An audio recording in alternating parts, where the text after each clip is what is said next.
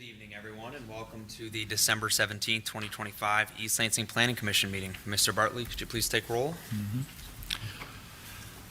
I will, thank you. 1 second, please. Commissioner Chapin. Here. Commissioner Denault. Here. Commissioner Hendricks. Commissioner Lapine. Commissioner Overbey. Here. Commissioner Putz. Here. Commissioner Sevaleski. Here.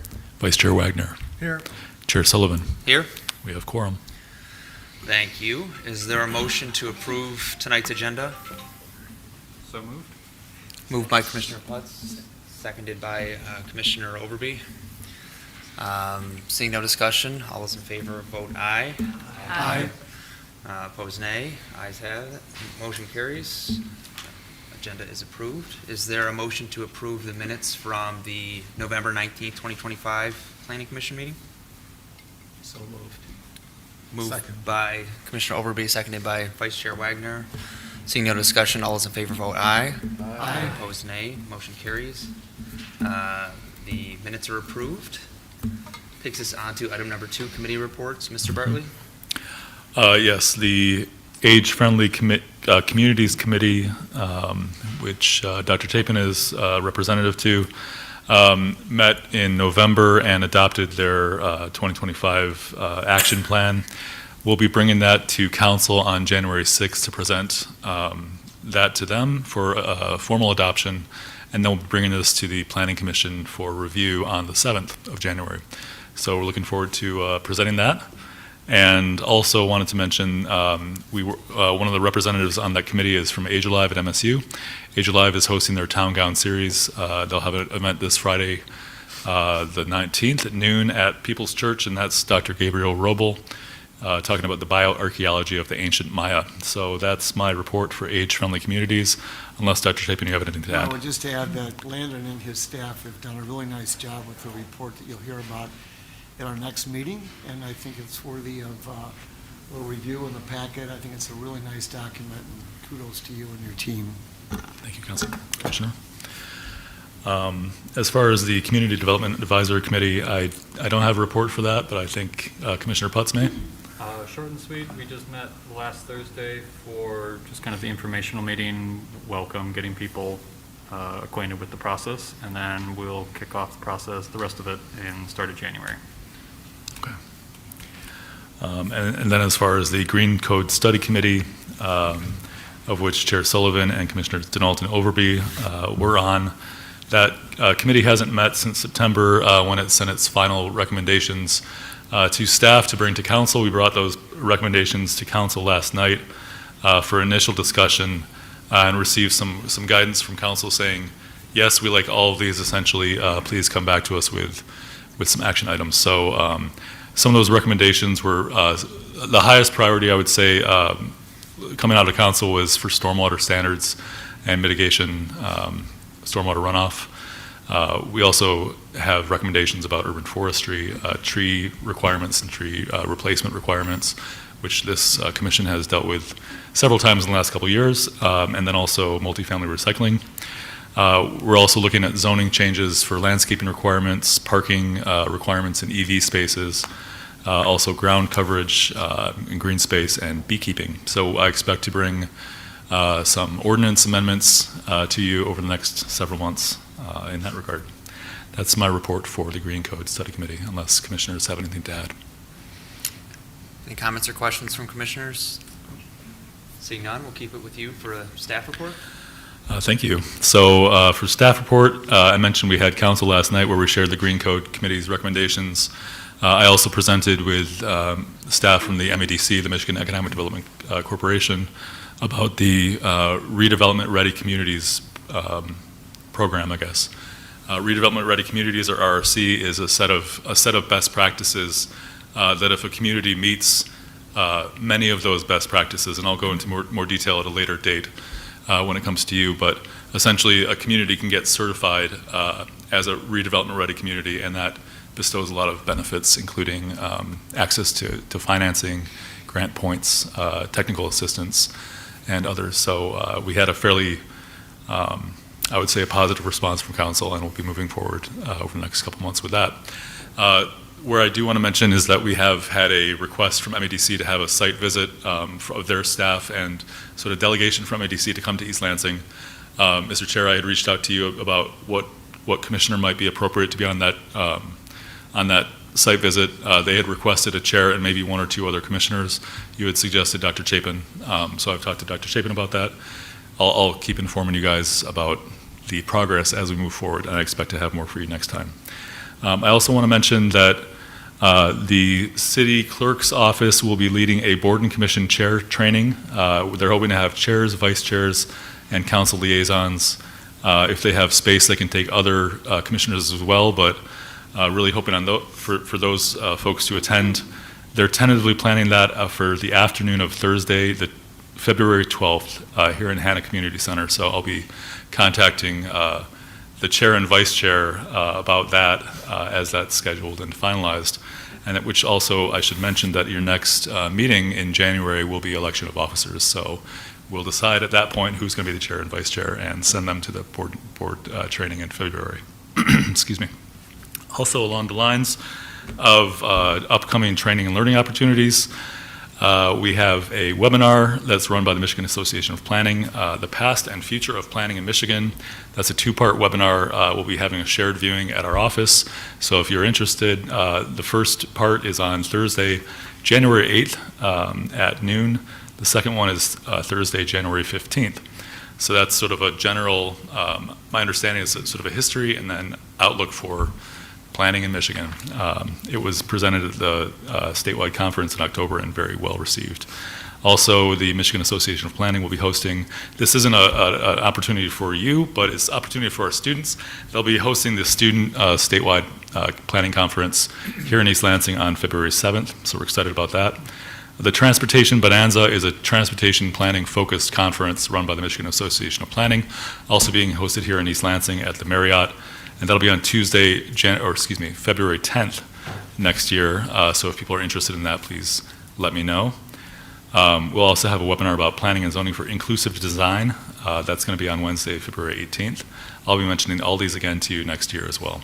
And then finally, the APA National Conference is going to be in Detroit at the end of April. And so I want to keep that on your in your minds so that as we approach more meetings next year, we can decide who's going to represent the Planning Commission at that conference.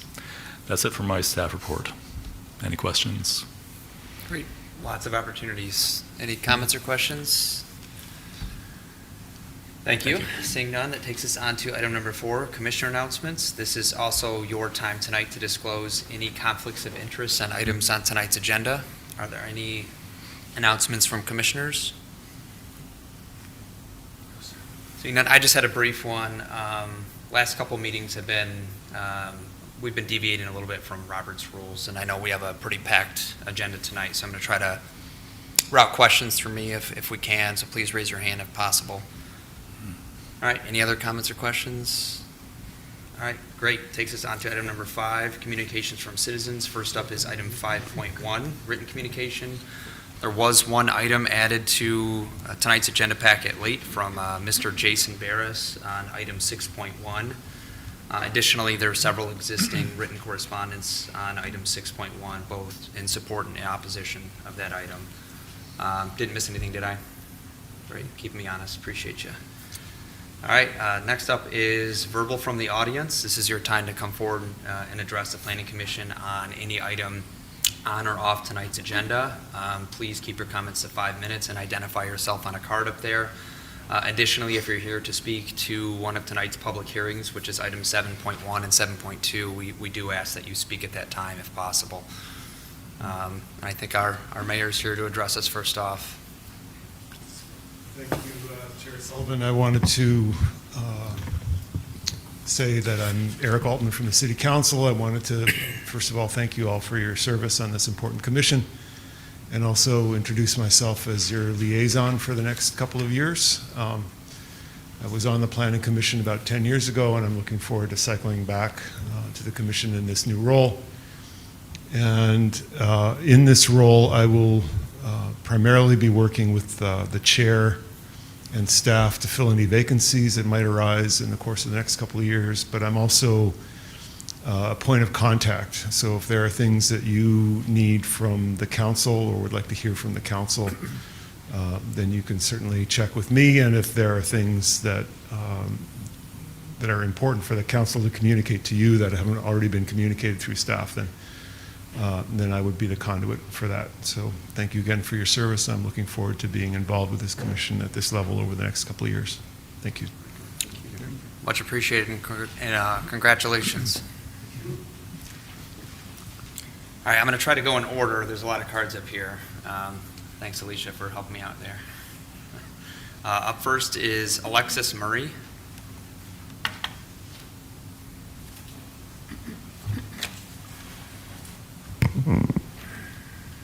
Good evening, members of the Planning Commission. My name is Alexis Murray. I live at 640 Wildwood Drive in East Lansing. I also serve as a member of East Lansing's Historic District Commission. I'm speaking today in support of item 6.1, approval of a special use permit for Sheetz Incorporated.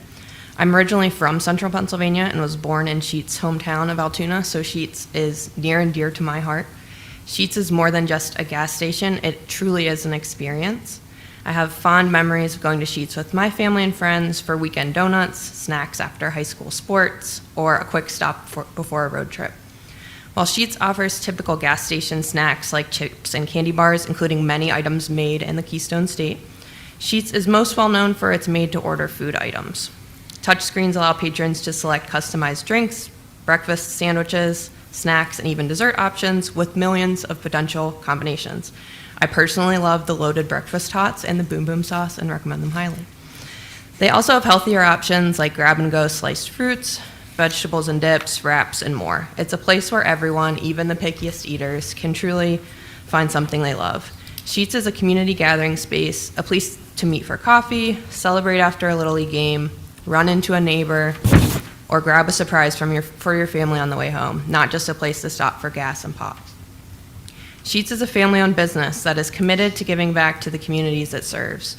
Sheetz partners with organizations like the Salvation Army, the Make-A-Wish Foundation, the Special Olympics, and Feeding America to support their missions with donations, sponsorships, and volunteer hours. Sheetz is consistently ranked on Fortune's 100 Best Companies to Work For and has been recognized as a retail leader for its sustainability efforts.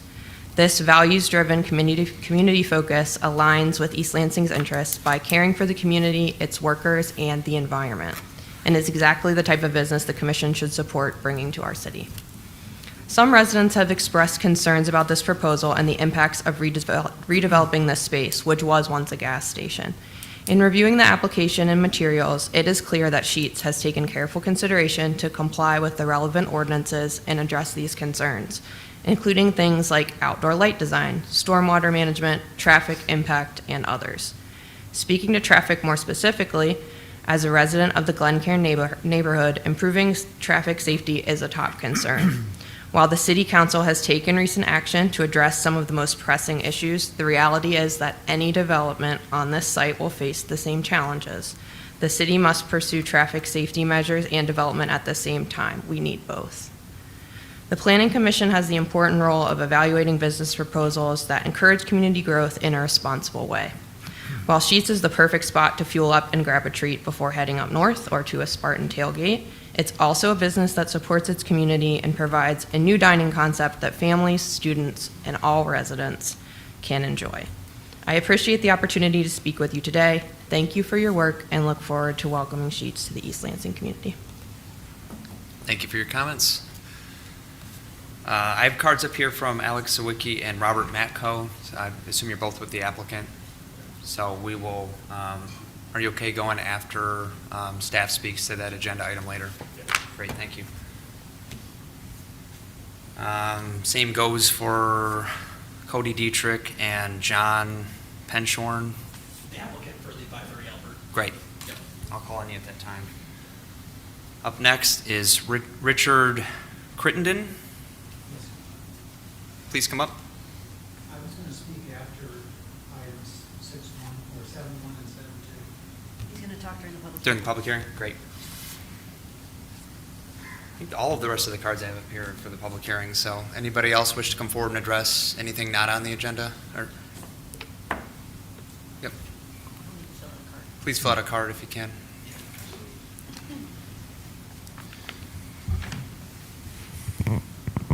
this is sort of relevant to 7-2, but I don't know if I'm going to be able to stay for the whole meeting just because I have 4 kids to put to bed later tonight. So, but my name is Nick Pidek. I'm at 196 Albert Avenue here.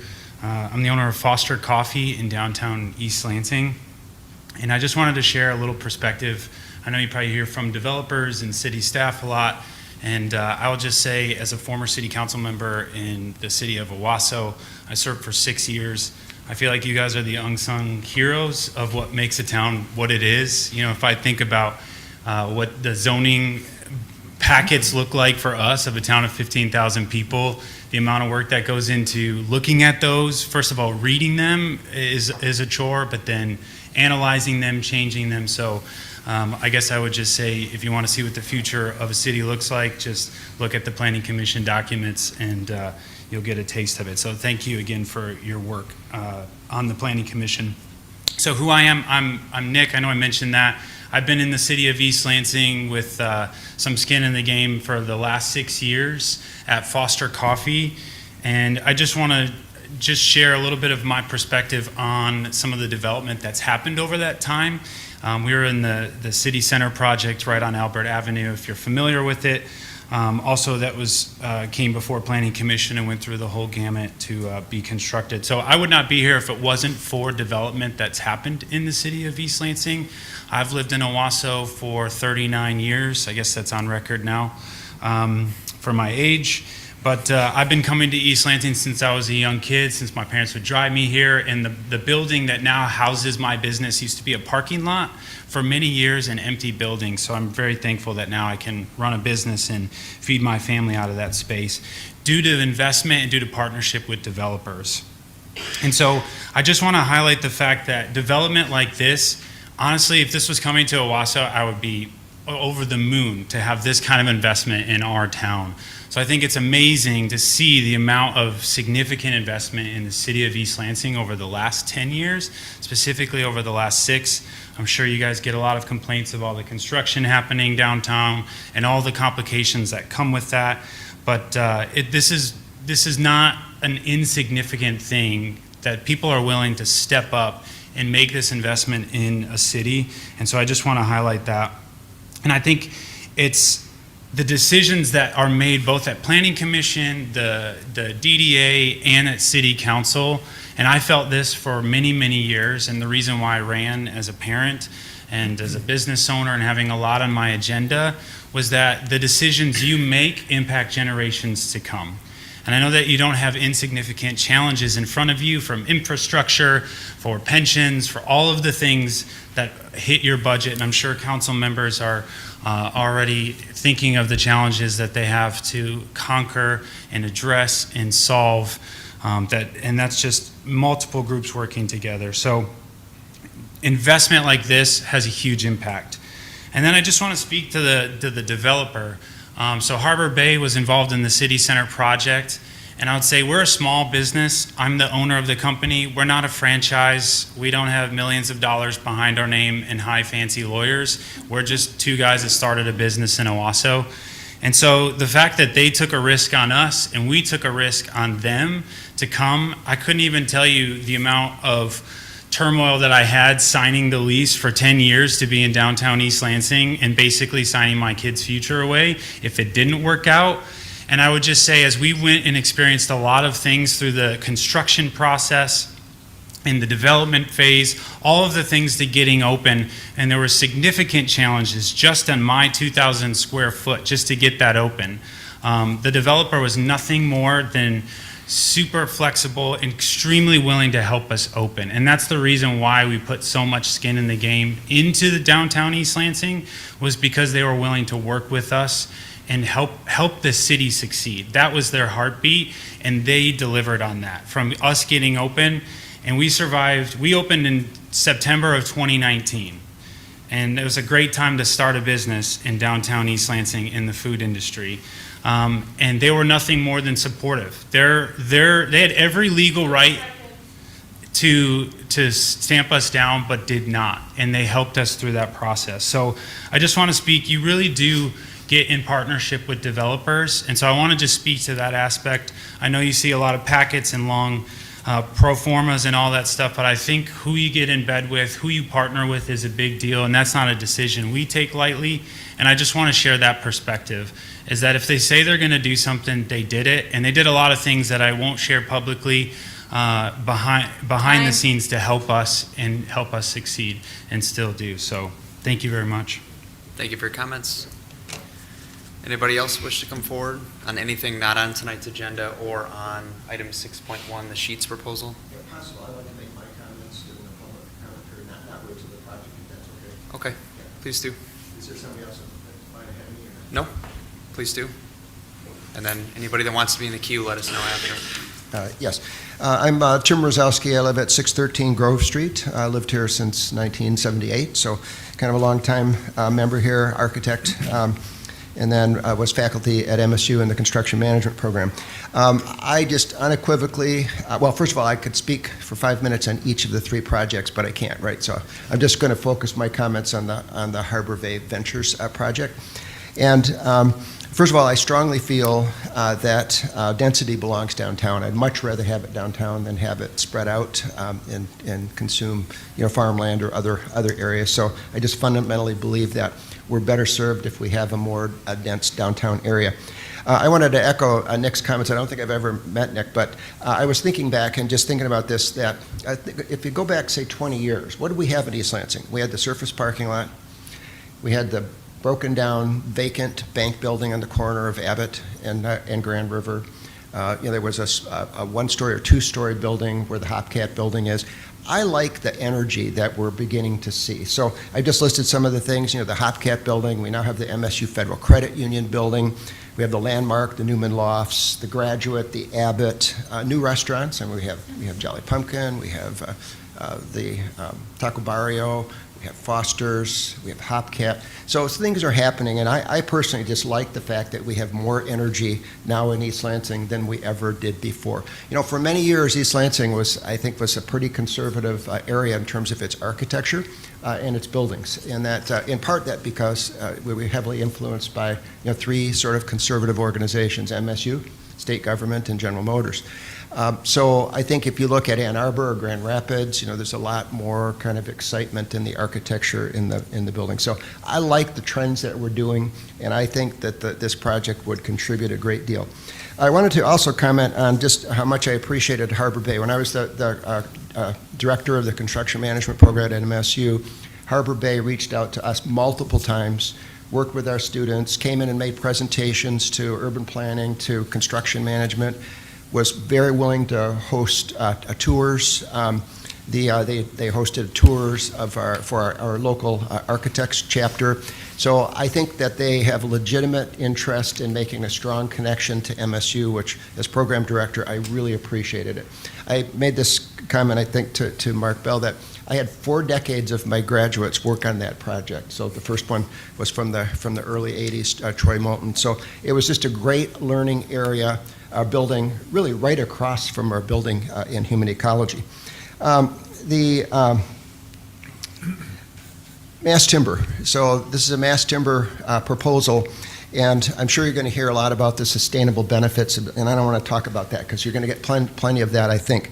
But I want to talk about the community benefits. I'd like to live in a city that's seen as progressive and seen as innovative. And I wanted to speak just a little bit about how innovative mass timber is, because you may not appreciate this. We had, up until 1885, primarily we had load-bearing masonry. The first steel frame high-rise building was built in 1885. And then the next building system was reinforced concrete.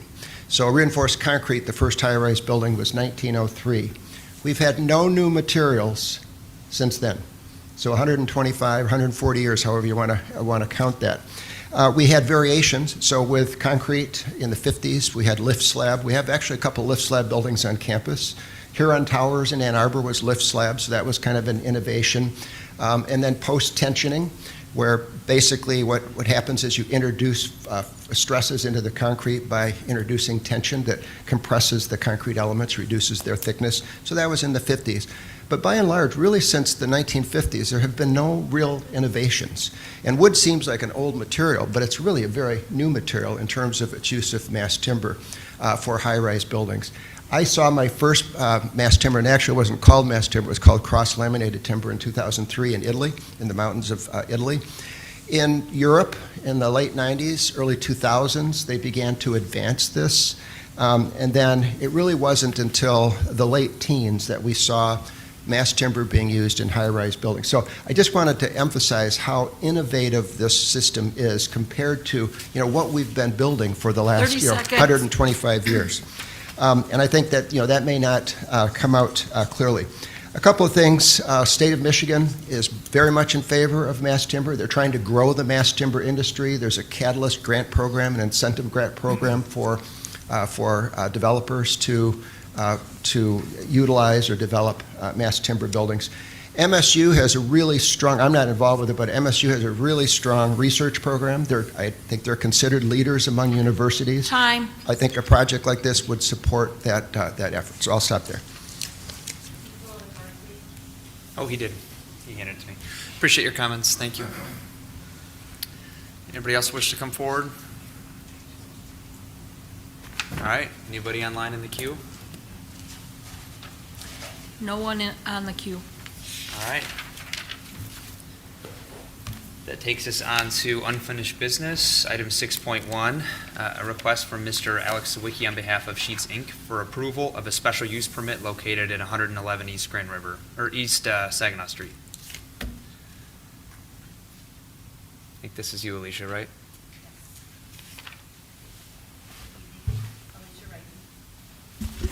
Thank you. The public hearing for the proposed sheets was held on October 8th. At that time, there were a number of comments and questions that were asked of the applicant, to which they took some time to address, one of which was a new traffic study, which they did conduct in the middle of November. They do have staff here to discuss that, but before we get to that, just a little review of the site. It's proposed to be redeveloping the existing Rite Aid site at the intersection of Abbott and Saginaw. The site is 2.1 acres and consists of a construction of a 6,139 square foot Sheets restaurant with a drive-through, convenience store, and fueling station. There are 30 interior fixed seats for the restaurant. It's located in the B2 district, where auto service centers require a special use approval by council with a recommendation by the Planning Commission. The building will be 26 feet tall, and they have done some updates, which I will just briefly touch base on. Regarding the traffic study, there didn't appear to be much change in the counts for the new study when they did a recount. They have addressed the stacking from the two potential left lane turns onto Saginaw, where their two driveways are next to each other. In addition to the comments that were proposed and asked by the Planning Commission, they've increased their bike parking from 4 to a total of 14, so they've added 10 bike spaces, so there'll be 8 on Abbott and 6 on Saginaw. They will be installing a level 2 charging station rather than just being EV ready.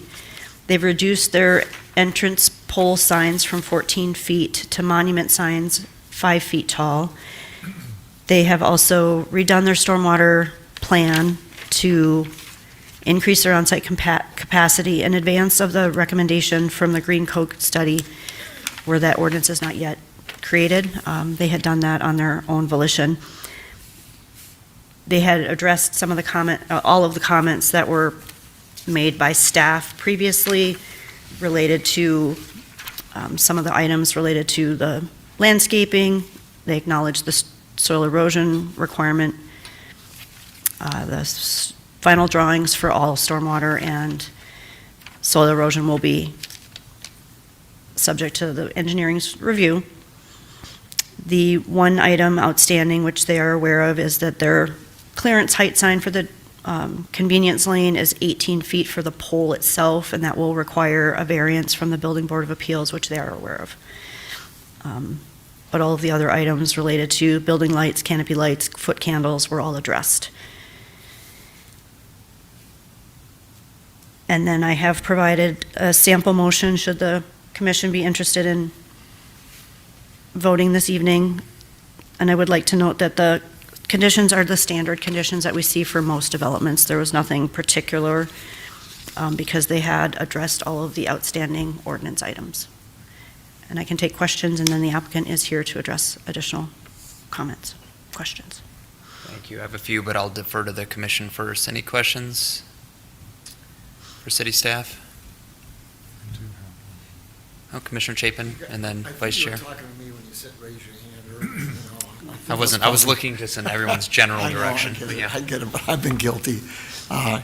So I had a few questions, and I think maybe some of these are going to be directed at the Sheets grouping Okay. tonight, so I think I'll wait for that. The only thing that I would want to clarify is I appreciated the new traffic study, and I appreciated your report, Alicia. It was very comprehensive, and the connections with the engineering department, fire department, and police department, I think that's really, really well done in here and has been throughout. So there was one little issue about sort of an entry way that the traffic or engineering department picked up on, and there was a recommendation, I don't have it in front of me right now. Did that get addressed? I should be a little more specific, I'm sorry. There was an entryway issue on one of the entrances from either Abbott or Saginaw that I thought was sort of a hanging chad out there. Did that get addressed? Do you mean where the entrance for the Sheets is Yeah. right next to the entrance for the, yes, that is I addressed in the think it did. I traffic think study. everything got, but that was, in my mind, sort of a hanging chad, if you will. So that got taken care of? That did get addressed in the traffic study, and their Okay. engineer will talk about that. Okay. I've got some other comments for the Sheets group, but that's good for me. All right. Thank you.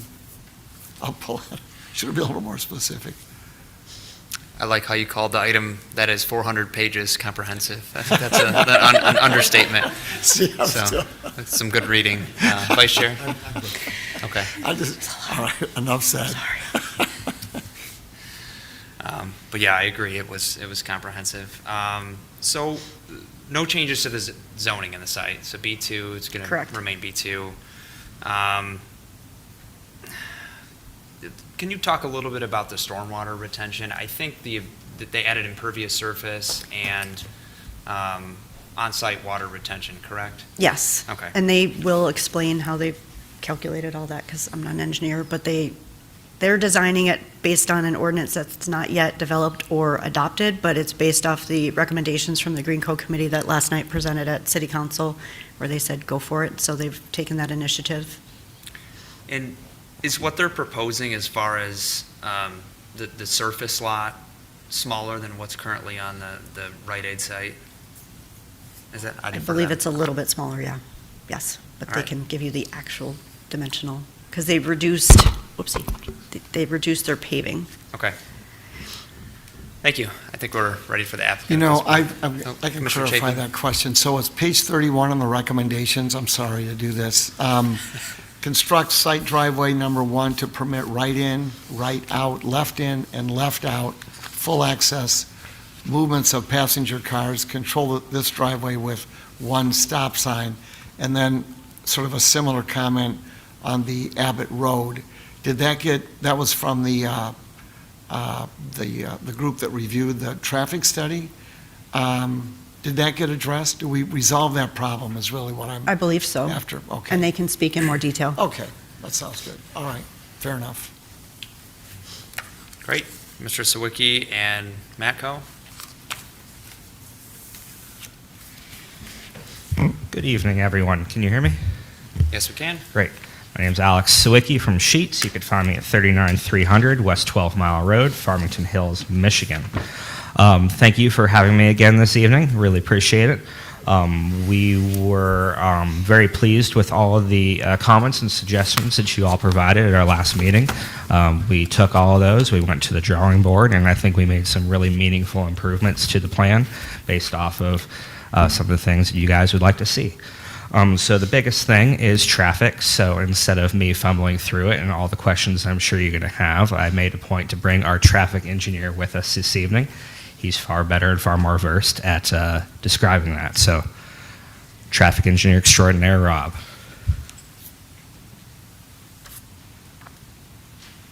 Ed, could Thank you fill out a card when you're done too? I don't think I have one. It's there. Oh, is it here? Yeah, you should have it. Never mind. Go ahead. Please proceed.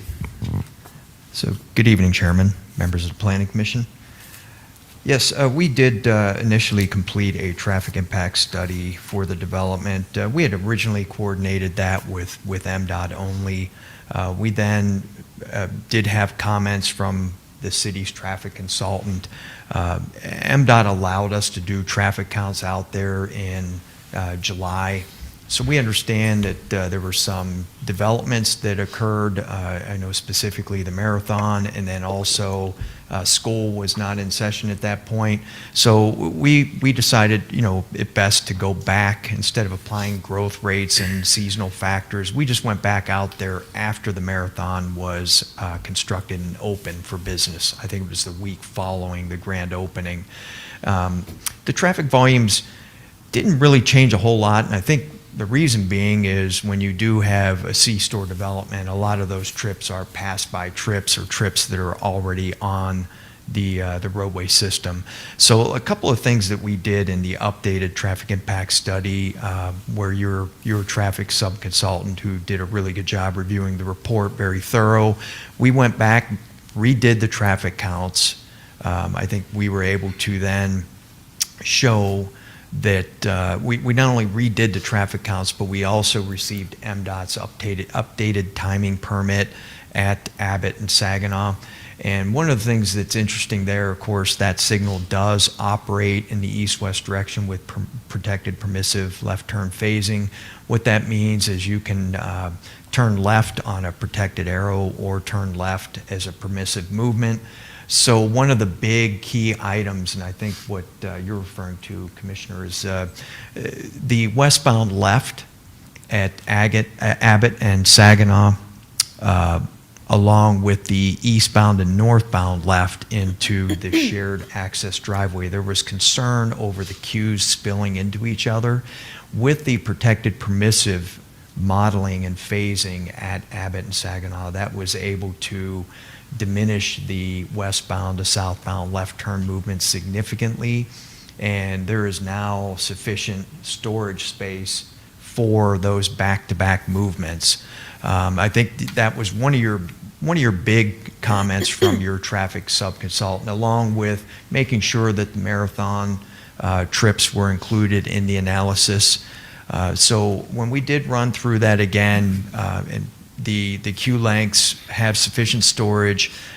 What also we were able to show, and even in the prior study, is that the impact at Abbott and Saginaw is really not, I think it overall is about a 1.5 second total delay that this development creates on that intersection. So in the scheme of things, it's kind of a minor impact to the intersection. And again, it goes back to also this type of development does generate a lot of pass-by traffic.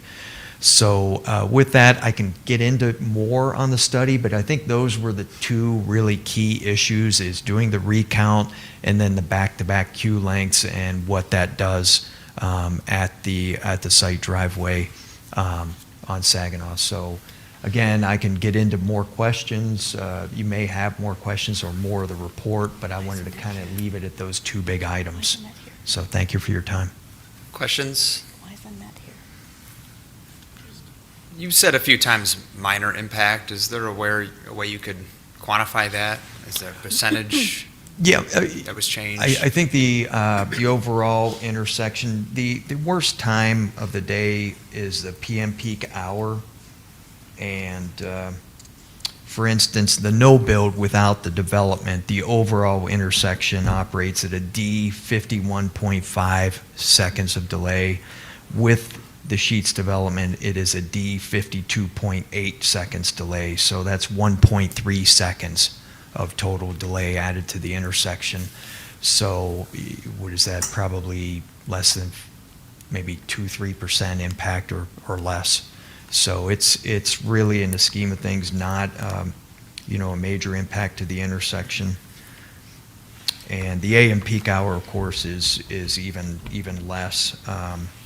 Again, we've got it's a D 45.2 in the no build, that's without the sheets, and it goes to a D 46.7. So. Let me rephrase. Specifically, the summer and fall traffic studies, you said there was a minor difference between the two. What was that difference? The difference, I think, was more in the north-south direction. And I would imagine that might have been due to possibly the marathon development, but there were some movements that increased, some movements that actually decreased. So overall, there was a negligible difference in the traffic counts. So we do have the prior traffic study, and then we have the more current one that was submitted.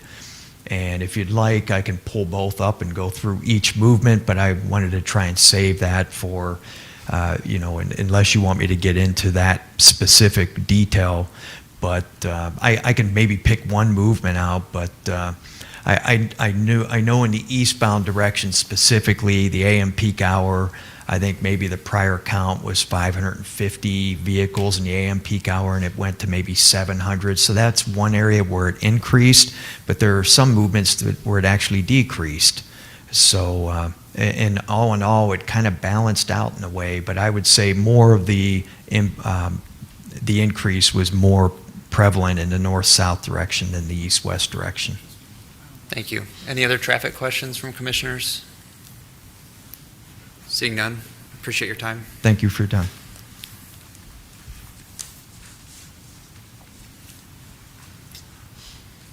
I think you stole one of my papers. Thank you. Okay, so traffic obviously was one of the important ones there. Alicia kind of already pointed to some of the other things we did. We put a focus on pedestrian-friendly and bike-friendly access and facilities. So we added a significant amount of bike parking, and we made sure that our pedestrian accesses on both Abbott and Saginaw were designed appropriately to allow for that. We went ahead and decided to install that level 2 EV on day one. There was some comments on signage. Even though our signage package was in compliance, we went ahead and reduced that to kind of help fit in with the character of the area. So our road signage is now significantly smaller than it was.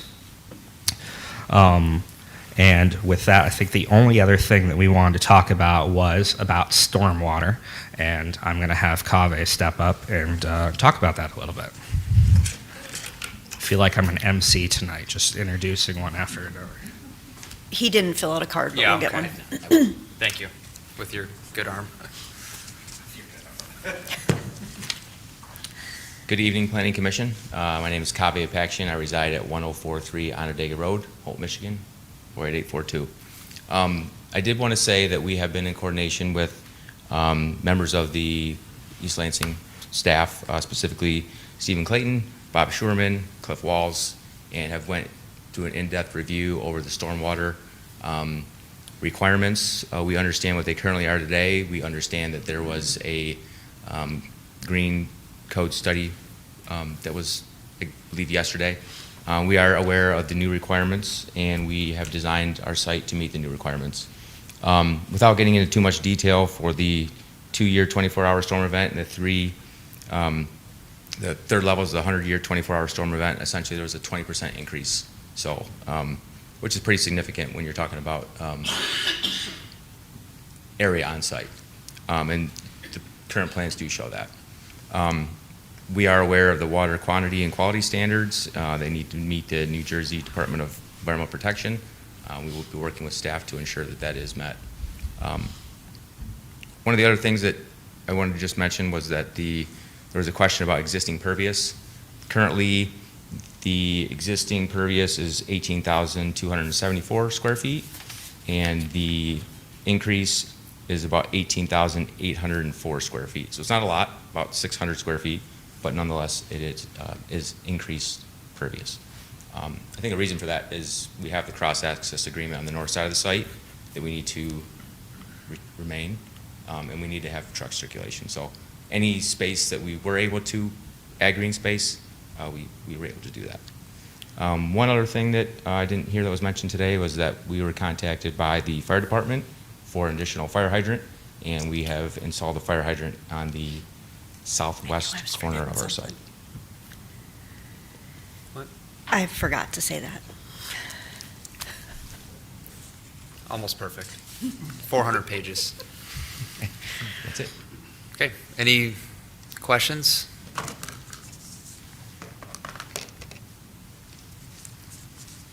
Well, Commissioner Chapin? are you asking?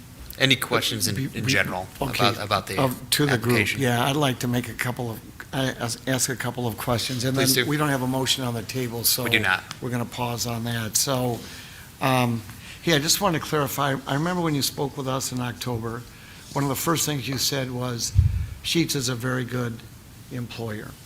And you talked about, what you would do for those in our community that would work for Sheetz.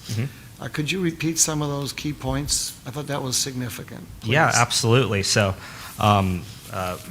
citizen that came up and spoke earlier, they had some very eloquent words.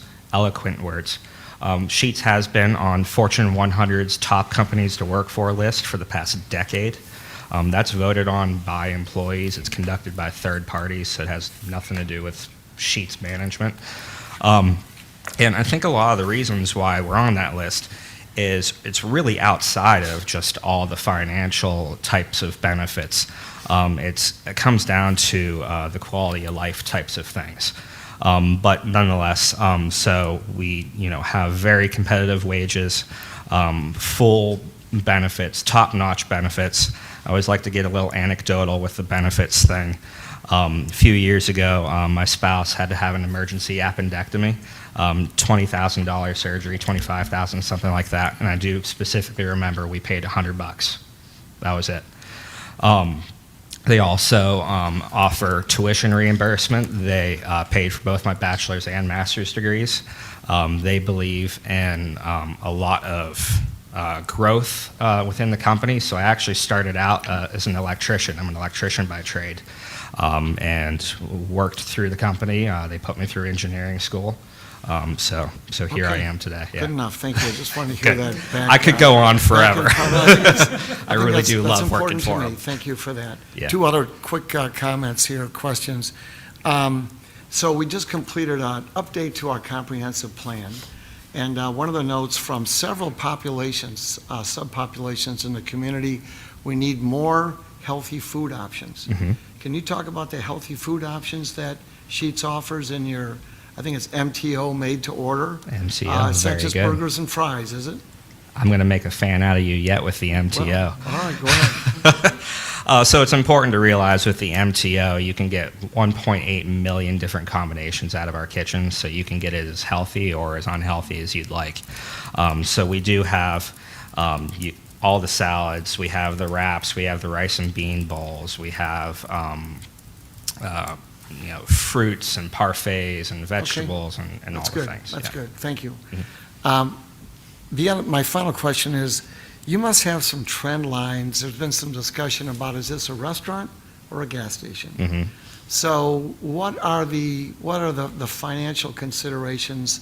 What's the balance? Do you make more money off of your store, or do you make more money off of selling gas? Our margins on the food are higher than they are on the fuel. Okay. Margins are higher. Is that more income, more revenue on the food side than the gas side? I'm not sure I actually have that information, to be honest Okay. with you. But the margin is higher. Yes. All right, okay. I'm good. Thank you. You didn't bring an accountant with you? I did not bring an accountant with me this evening, no.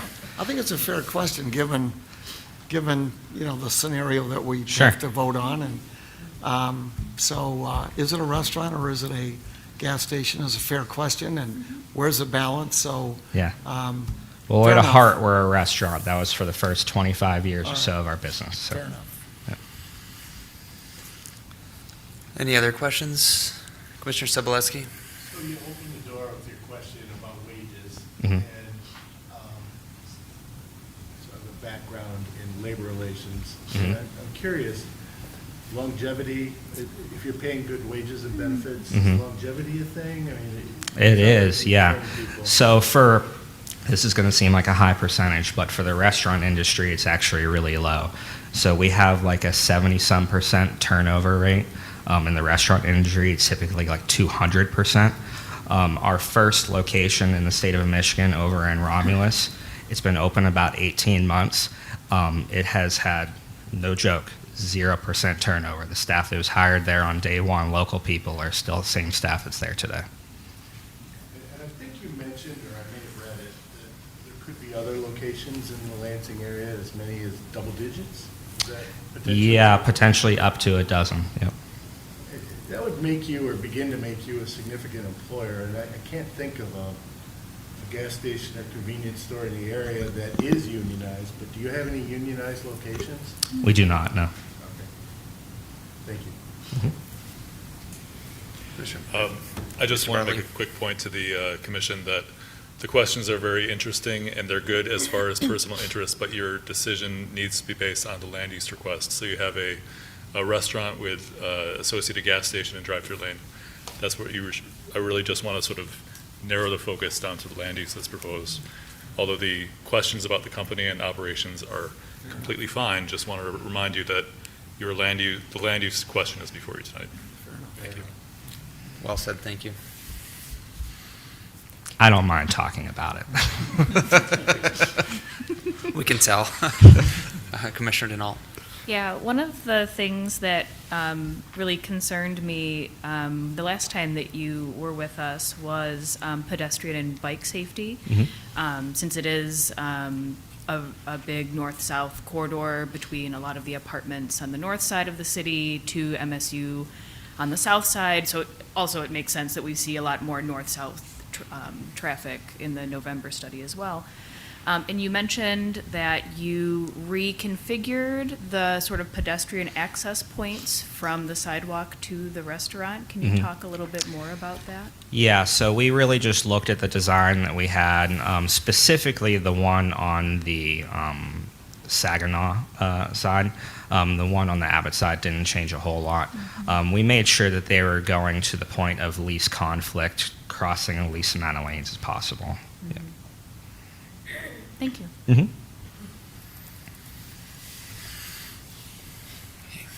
Seeing no other questions? Thank you for your time. Thank you. What is the will of the commission? Is there a motion? Oh, I'm so sorry. I did have one more question. I didn't write it down, which is why I forgot it. All right. I'm here all night. Please proceed. Thank you. It was the impervious surface.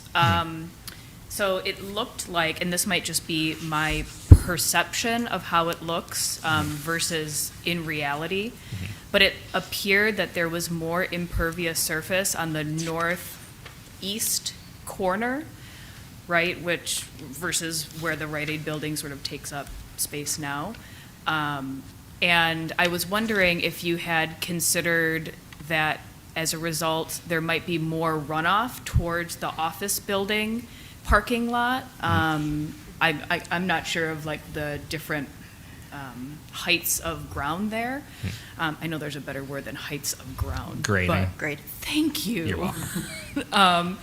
But is there any sort of like grading issues there? I was gonna say I meant to ask this question when you were up here. The Apologies answer is for making no, you but come he'll back. tell you.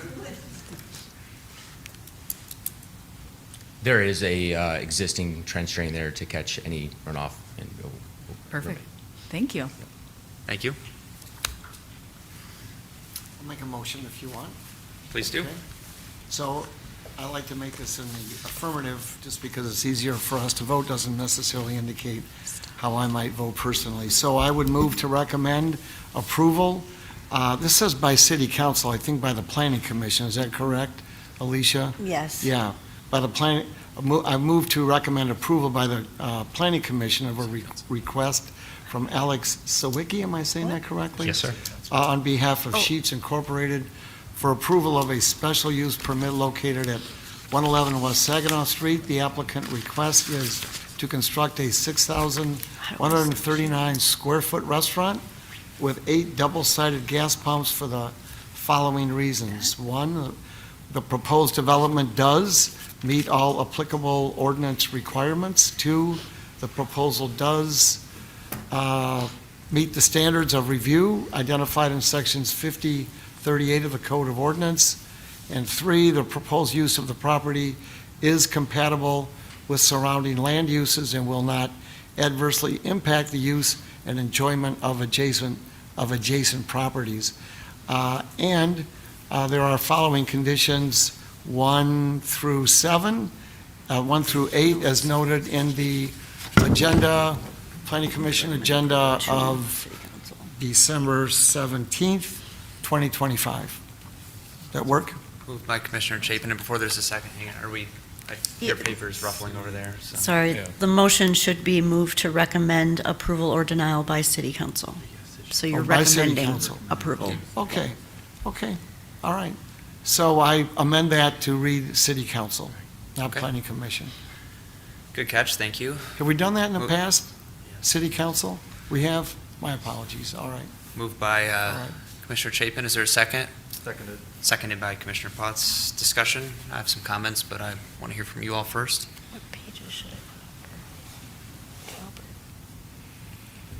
They did a really good job on the items we were concerned on, like I just want to say thank you. Like you guys really did a good job on a lot of those things and going above and beyond on like the water retention or the stormwater retention stuff.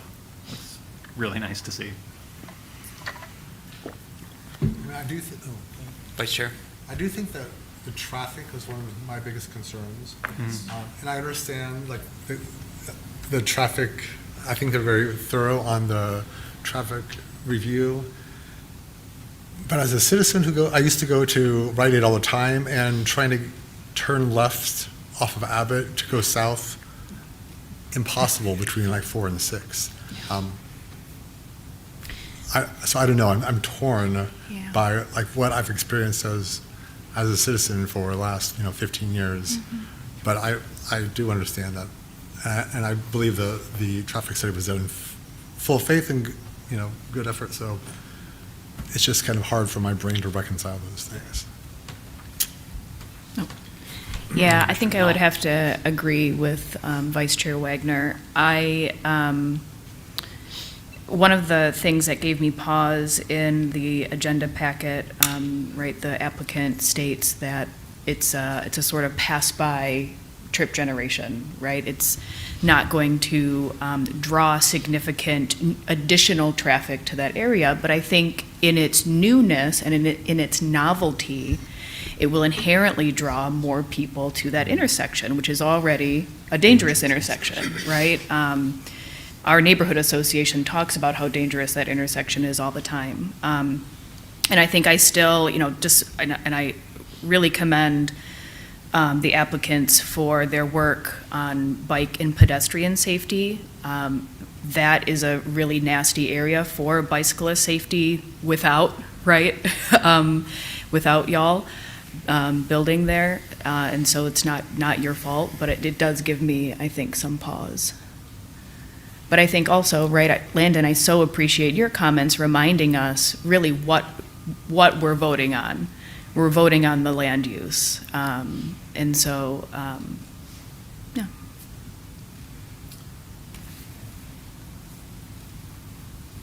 Oh, Commissioner Sobolewski. Yeah, I just reiterate, I think the comment I made before that not too young to remember when that was the major freeway, east-west, and I-69 did not go around the north with 96 and all that traffic that went through there. In saying that, I also live very close to the Hagedorn Grand River intersection, and we all know what that's like and how you avoid that or how you avoid the Frandor area when you can. And, I'm glad that you did more traffic study because I think of the impact on the neighborhoods for people trying to avoid the intersection. But I think a little data helped me kind of move to that next step. And also thinking of historically how that has been able to evolve, and I'm sure the intersection isn't going to look the same today as it will in 5 or 10 years, so it'll be accommodated somehow. Mr. Chapin? So I've driven by that intersection now several times, picturing what this might look like and what it has looked like and some of the improvements that Sheets has proposed. I've been sort of back and forth on this personally, but I'm leaning towards supporting this. I think it's an asset for our community. It is stacked up with, gas station after gas station, but as one of our speakers spoke earlier, or mentioned earlier tonight, that site was, years ago, the site of Sunoco gas station, across the street from the Amoco, now a Marathon. Of course, we're going to have a Meyer. So there's a little stack, but you know what's going on here. So I'm supportive tonight. I was torn on it as well at the last meeting. I think I had a lot of questions, and there's a lot of things I'd like to see improved on the site, and I commend them for doing a good job by adding the bike parking and clarifying the traffic issues and the stormwater issues that potentially were there on the site. I view it as more of a restaurant than a gas station as well. In fact, on that kind of quadrant right there really isn't any food options for anybody that works at those businesses, so it's nice they have something they could potentially walk to. So I'm inclined to support it as well. And again, it's zone B2, so there's going to be something that's there. It's going to generate traffic no matter what it is. I don't know if it'd be more or less traffic, but my concerns were answered with that new traffic analysis that was done while the students were here, while the other gas station was open. And I think that's a fairer comparison and a more accurate reflection of what the traffic's actually going to look like on that site. So, any other comments? Okay. Roll call vote. We have a motion on the table made by Chapin to approve or recommend approval by City Council of this proposal, made by Chapin, seconded by Putz. Commissioner Chapin, how do you vote? Yes. Commissioner Denault? Yes. Commissioner Overbey? Yes. Commissioner Putz? Yes. Commissioner Sevaleski? Yes. Vice Chair Wagner? Yes. And Chair Sullivan? Yes. The ayes have it. Thank you, everyone. Thank you. I think we'll see you back for site plan at some point. All right, this item is now on to City Council at a to-be-determined City Council meeting. That takes us on to the public hearings portion of tonight's agenda. Up first is item 7.1, a request from Cody Dietrich on behalf of TDP Acquisitions LLC for approval of a special use permit for a new building with height exceeding 8 stories at 530 Albert Avenue.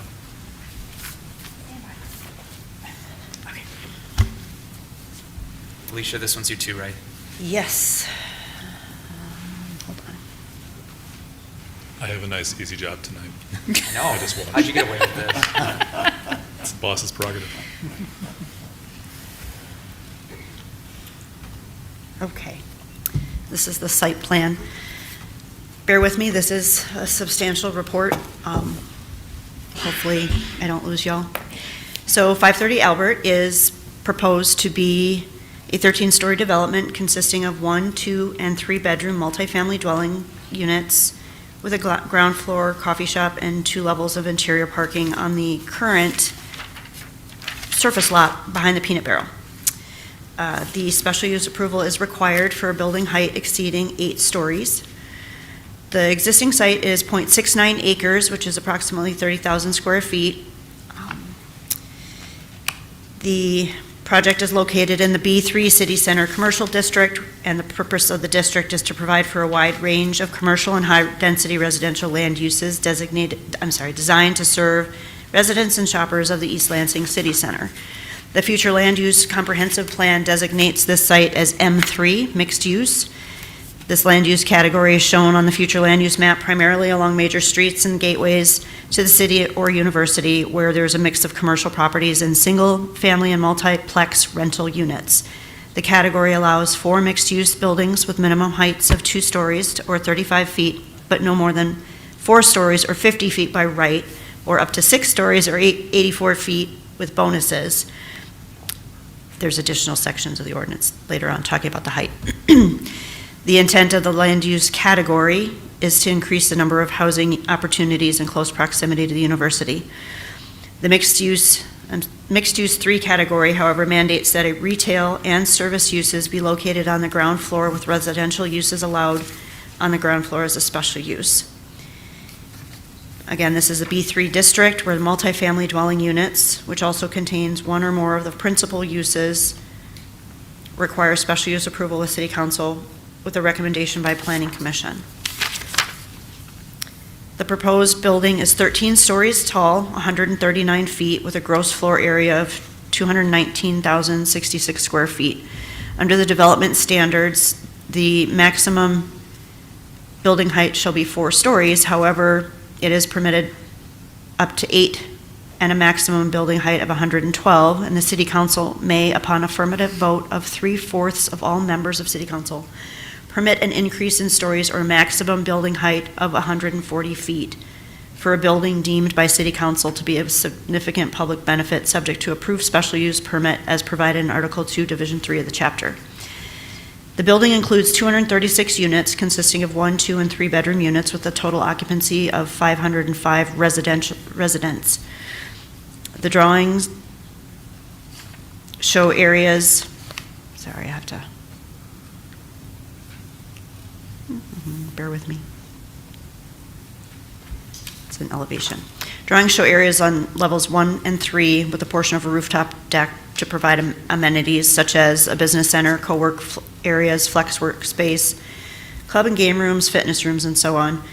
The first floor provides for a basketball court next to the lobby and leasing space, but the third floor terrace, with grilling stations on the third floor terrace, the rest of the amenity layout is not defined. The proposed facade is brick and stone masonry in a red and buff with metal panels in terracotta and black and charcoal and tan. Storefront is proposed to be matte black at this time. Several murals are proposed throughout the first floor to comply with the public art requirements, and a sculpture may be included near the northeast corner of the development. The applicant is going to the Arts Commission tomorrow evening to talk with them on the proposal. There are 2 floors of interior parking proposed, which will have its entrance off of Albert Avenue. Interior bike parking is also proposed, but the number hadn't been provided at the time this was reviewed, and it wasn't possible for me to count. The main entrance of the building, as stated, is off Albert as well. 1 door goes directly into the lobby and leasing space, and a separate entrance goes to the stairwell, which is adjacent to the parking garage. There's an elevator access through the lobby leasing area, and the bike parking area is accessed off the public walkway between the building as well as through the lobby. One thing of note, in the B3 district, parking is prohibited. However, the Planning Commission may, under certain circumstances, grant a stipulation or waiver when the applicant has demonstrated that parking is necessary for the residents or customers of the proposed use and the municipal parking facility cannot accommodate the use. If it's demonstrated that on-premise parking is necessary, the Planning Commission may stipulate conditions on the arrangement.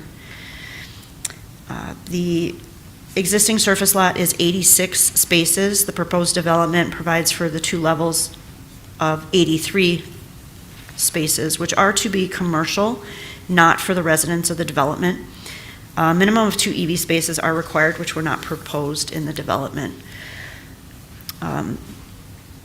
Traditional building and landscaping requirements are to be met. There's a few items not shown, such as the heights and shielding of fixtures. The street trees at the initial review was 3, and 6 are required. The engineering department on Monday with working with our third-party traffic engineer, determined that a traffic study would be required. So the applicant was made aware of that. A complete stormwater management plan is required, as well as soil erosion, although it's under a half an acre, so they are proposing on their own volition an in cistern underground. The proposal does meet the diverse housing requirement by mitigating fully or partially on-site with moderate income units at 80% AMI levels. The application and all of its associated documents were routed to all of the departments, including fire, police, building, and engineering, and a copy of each of their comments was included with the report. Some of the points to note of comments and discrepancies which the applicant is aware of and did provide a response. The site plan is incomplete. Should the applicant proposal be approved and the parking proposal included for on-site parking, the applicant would have to work with the city to determine an arrangement and agreement on how that would operate if it is to be commercial city parking. A couple of deficiencies: site plan's incomplete, recycling is not shown or provided. There was a comment from DPW that while the development shows some brick pavers, they're not permitted per DPW, but the applicant has addressed that in their response. There was some concern about the proposed trash staging area where it'll be collected inside and then maintenance people will take it out for collection, and depending on how often that'll happen and how can they ensure it doesn't get left. The ordinance does have a specific section related to non-residential uses, providing intended hours of operation, expected employee counts, periods of leases, and approximate ranges of prices. Again, the applicant has addressed that. There were items related to traffic access, verification of natural features, the parking, again, which they're aware of.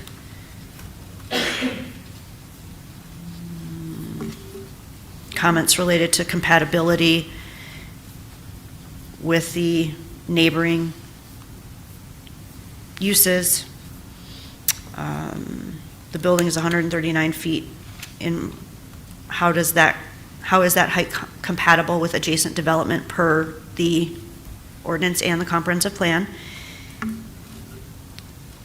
Just for clarification, that the applicant does intend to meet the requirements of the diverse housing, but they did indicate that there may be another site that could produce for sale condominiums or another diverse housing type, or partial mitigation, but that site has to be within the DDA boundaries, and I don't know what that is. So just a reminder that the building height will need additional approval, and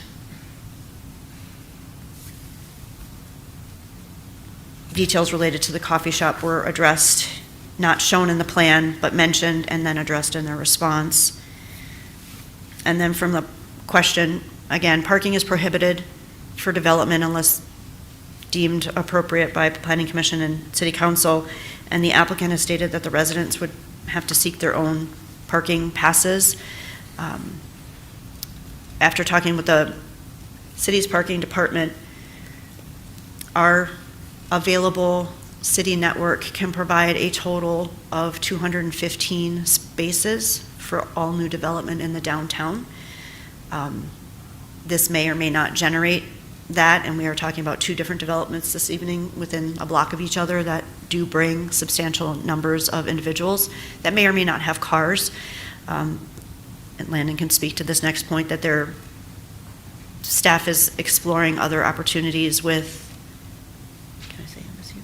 With MSU and the commuter lot on possible arrangements for students per set that maybe drive from out of state and don't actually need their car when they're here, they just need it to and from. So there are a lot of items that are still needed to be addressed, but they have responded to all of the comments. And at the last minute, there was an addition response to the engineering and fire, which was added to the packet for your publication. A lot of information. I can try and answer questions, and the applicant and associate are here when you're ready for them. Great. Mr. Bartley? I'll just give a little bit of detail on what Alicia mentioned about the commuter lot, and also just want to summarize real quick. But the commuter lot question, we have a discussion that is happening with MSU because we know that our parking system downtown can accept 215 more monthly parking passes, and that's going to essentially, between this development proposed right now and the other one we'll hear about tonight, the parking numbers would exceed that 215. So we do have that sort of question.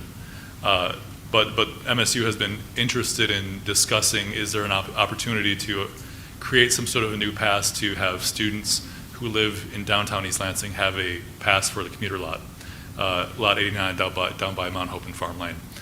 So that could help sort of reduce some potential strain on the downtown parking system if both properties are approved and are built. I also just want to, Alicia gave you a lot of information right now, and that's because this is a site plan review and a special use request. The special use request, so the site plan review, there are a lot of little issues and deficiencies with this site plan. And if you ask why are we bringing this to you now, it's the same question with the other application. We bring an application to you regardless of whether or not we find it to be complete. So there are some outstanding items still, but we can generally count that by the time they come back to you, they should complete this. By the time they get to the point of a council vote, they must be complete. These have to happen. So this is a work in progress. We expect these plans to be completed before a final decision is made. But I just sort of wanted to do what I did last time and drill down. Your site plan review is one thing, and we're going through those with all the details, but the special use request is for the excess height. So over 8 stories going up to 139 feet, and city council and yourselves with that recommendation can approve up to 140 feet. They can go up to 160, but the applicant is requesting 139. So that's the excess height, and then the waiver to allow them to provide parking, because the B3 district doesn't allow an applicant to provide new parking right now unless waived by the Planning Commission.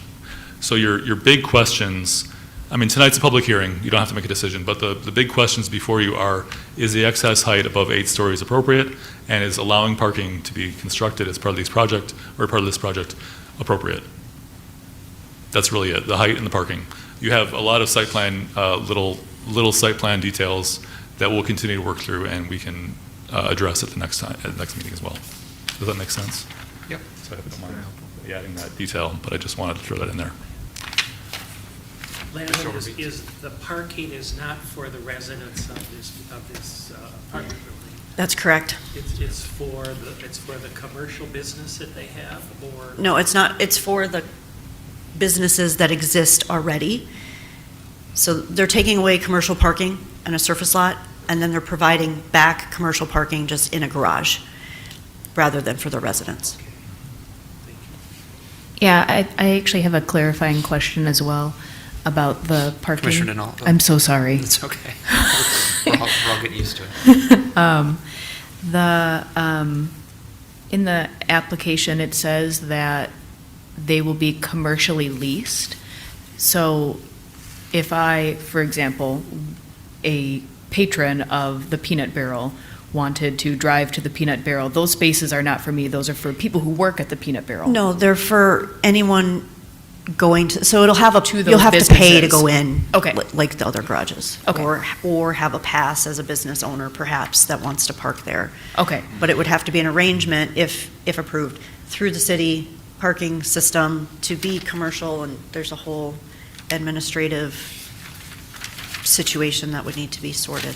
Okay, yeah, it was just that phrase, that commercially leased, that I was kind of confused by. It made it sound like it was for people who work at the businesses and not for me, the patron of the business, but that makes good sense. And they'll correct me if I said it wrong.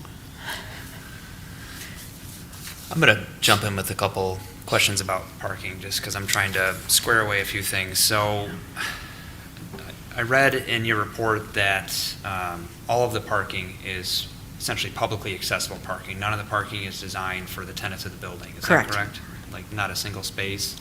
So therefore, they're not subject to the requirement to build the two EV parking. Well, new parking requires EV, Are they required to build the two Yes. EV parking spots unless they get an exemption? unless they go for Got a it. variance. So the main thing I didn't understand logistically with the parking lot is there's surface parking and then there's 2 stories of parking in the building. Are those connectable? How do you get into the building? Is it through Albert? So the entrance, there's actually 2 entrances, or 3. Off of Albert, there's access to the parking garage. There's an entrance that brings you into the walkway to the elevator, which also gets you into the lobby. There's an entrance into the lobby. And then there's a bike access entrance off of the walkway between the surface parking lot and the garage, where that also gets you into the building. Stand by. What page is that on the site plan? It looks like maybe 48. Right here is page A101. I've got it pulled up. So here is, I don't know if you can see my cursor. This is the garage entrance.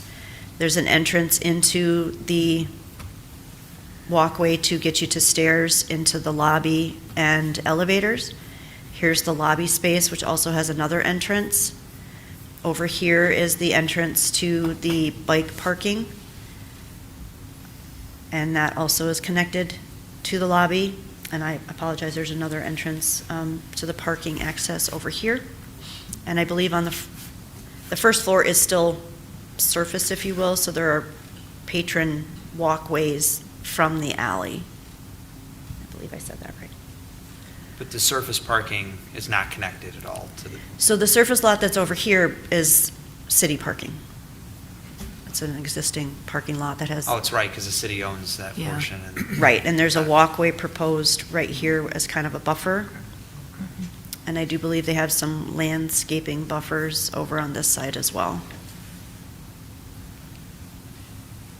Were they subject to a traffic study? Yes, so originally it had been anticipated that it wasn't going to be required, that there was a count, what was it called? A trip generation was acceptable, but after our traffic consultant reviewed the plans, they determined that a traffic study would be required.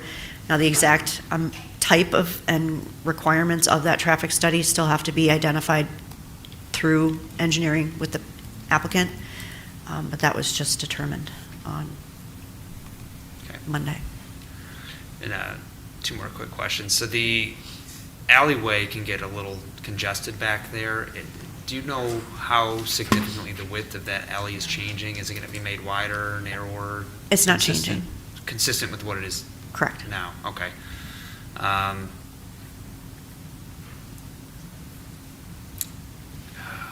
And then I was on the city's website, and I see they have a live tracker now for all the parking garages, which was a cool feature, which shows how many spaces are available. Do you know how many spaces I'll lovingly refer to it as the hamster cage. Do you know how many spaces that fits? No? I don't know. Top of mind? We can look real quick, and by we, I mean Landon. Okay, I have a couple other questions, but I want to see what everybody else has first. Vice Chair? I have sort of a general question as I'm thinking about the height downtown. I was looking at the emails from Blake Colt, the fire, I'm not sure what it is, but the fire marshal. Yes. And then from the police. He said in the beginning of his email that he's concerned about the availability of water for fire suppression for having 2 large high-rise buildings downtown. So I'm thinking of this as an infrastructure issue, right, larger for our city. So I mean, if this were to be built, would we have to have a whole new water system put in, or new fire engines, to reach multiple tall buildings on fire at the same time or something? I'm not sure, but I mean, I noticed that he notes this issue, and then the Lieutenant Adrian O. Yerio says, I would like to highlight the need to consider public safety staffing in a proactive fashion as we consider these large housing projects. So have there been more discussions with, I mean, that to me is kind of alarming to have both the fire and the police have, I know we're preliminary right now, but just have these sort of large questions about, can we, do we need to have larger discussions with the community about this? Can we, do we have enough equipment to have these sort of things downtown?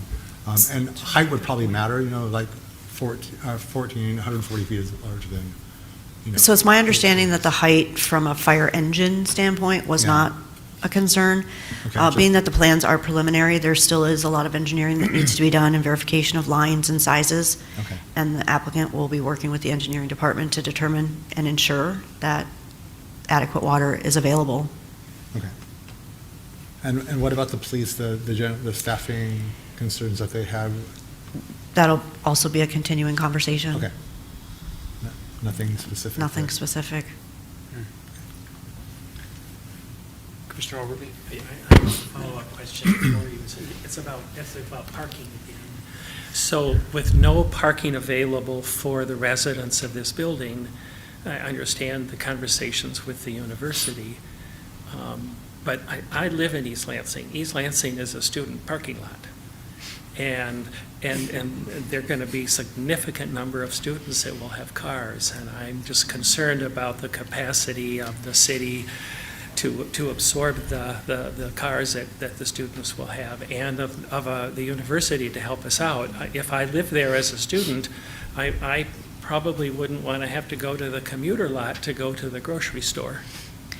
So just a reminder that the B3 prohibits parking in this district, and it's only allowed as an exception. I know, I understand. So I'm not arguing for more parking for this development. I'm just stating my concerns about the parking issue. Go ahead. Mr. Chair. Mr. Bartlett. If I may, yes, there is, I think the police had a concern about the number of parking spaces, and the applicant is kind of in a bind because they're not allowed to provide more parking unless you allow them to. Right. But there's clearly a potential for a problem. I would say that we meet the need as much as we can. Yes, I agree. In as many ways as we can. And if students need to go to the grocery store, they can go to Campbell's Market, they can go to Target, they can get on the bus and go up to Meijer. They have a lot of options that they don't necessarily need a car for. Right. But it is a mode shift and a mind shift, and that takes a long time. But when you have a big parking strain and you want to find something more convenient than driving, we're going to have to do that too, and that's coming. Right. Thank you. Sure. Commissioner Sobolewski? So the parking study, I'm just thinking of the other larger or more dense intersections tend to have stoplights and turn lanes. Would that be looked at as part of the parking or traffic study, or would that be a city function to determine how the intersection looks? I'm thinking specifically of Bailey and Albert. That, I think, is part of the development conversation for what that traffic study would entail with the applicant. Okay. That still has to be. Okay. And then the height concern, I'm guessing this will be another black spot for my Sirius satellite radio in my car. Yes, it will. I'm finished. That's not a condition of requirement from the ordinance. That's a use problem. I got it. I heard him. That's a use problem. And Mr. Chair, I just wanted to let you know that we looked up the number of spaces in the division garage. There are 616 total. Okay, thank you. Thank you. Division garage, you say? Division, the hamster cage. Yeah. Hamster wheel. Thank you, appreciate that. And then just to be clear, so the number of spaces that would be on the site, if this were to go through, would be? 83. 83, and there's 86 Six. there now, so essentially it would be unchanged. Yeah, right. Okay. Any other questions for city staff? Okay, we're ready for the applicant. So Cody Dietrich and John Penshorn. He didn't tell me what. Good evening, Commissioners. Cody Dietrich, of Tree Development Partners at 2720 Fairview Avenue in Roseville, Minnesota. I actually have a presentation, so hopefully I can answer a lot of those questions, give you a little more detail, walk you through all of it. Is it easy for me to pop through, or how do you want to? From this presentation? The presentation I sent you? this morning. Did you send it to me?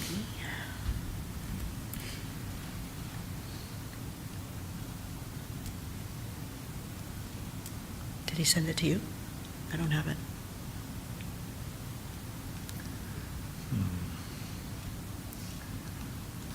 I don't have anything. I can forward you another one real quick if that's helpful.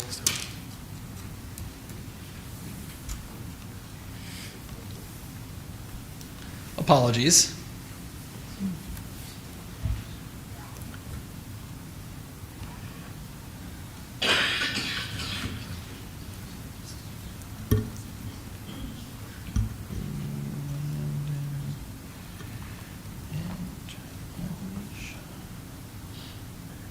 I don't have anything. Okay. All I have is from engineering.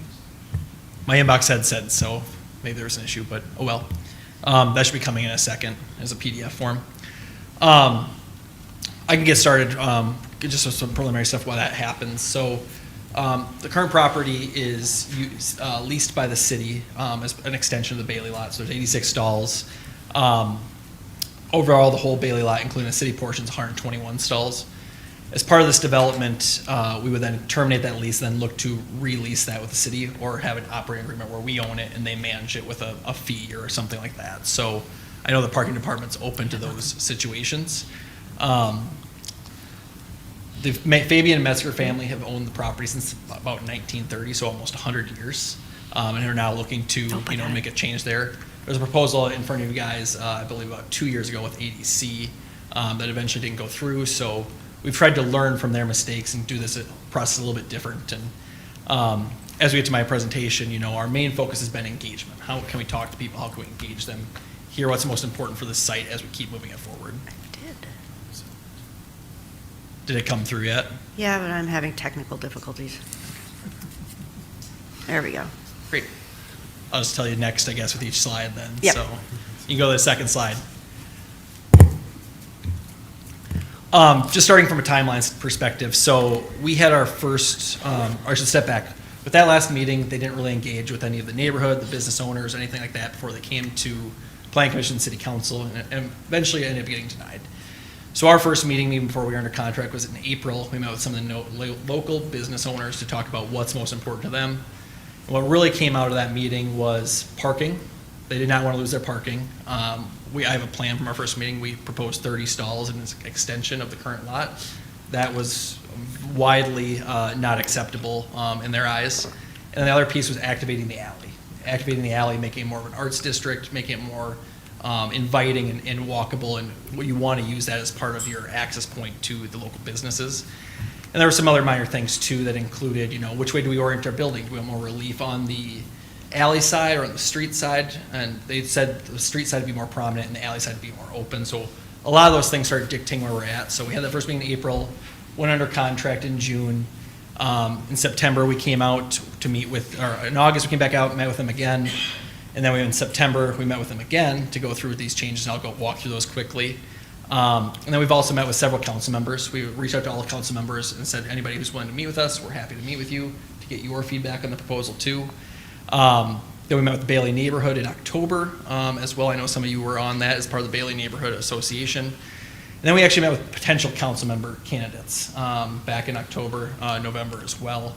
Just trying to hear, as potential stakeholders in this meeting, what do they have to say? What would they like to see changed? And then we also met with arts leadership to talk about going to the Arts Commission, how can we improve that? And then we've just had a few more meetings. And so we're here tonight. We have the DDA meeting tomorrow, Arts Commission tomorrow. And then a couple weeks ago, we were actually out meeting with Al Bay from the Wild Goose Inn, just trying to, massage as much as possible to help, alleviate as many concerns the best we can, knowing that we're going to be next door to a 2-story single-family home for bed and breakfast versus a 12, 13-story building. So that's how we got to this point, basically. If you go to the next slide, please. Again, just engagement. So our biggest focus is how can we engage with people and get as much feedback as possible. And that has led to all those meetings, along with countless meetings with staff. So again, business community, neighborhood association, elected officials, additional stakeholders, and city staff. You can go to the next slide. So this was our first proposal that we came through with.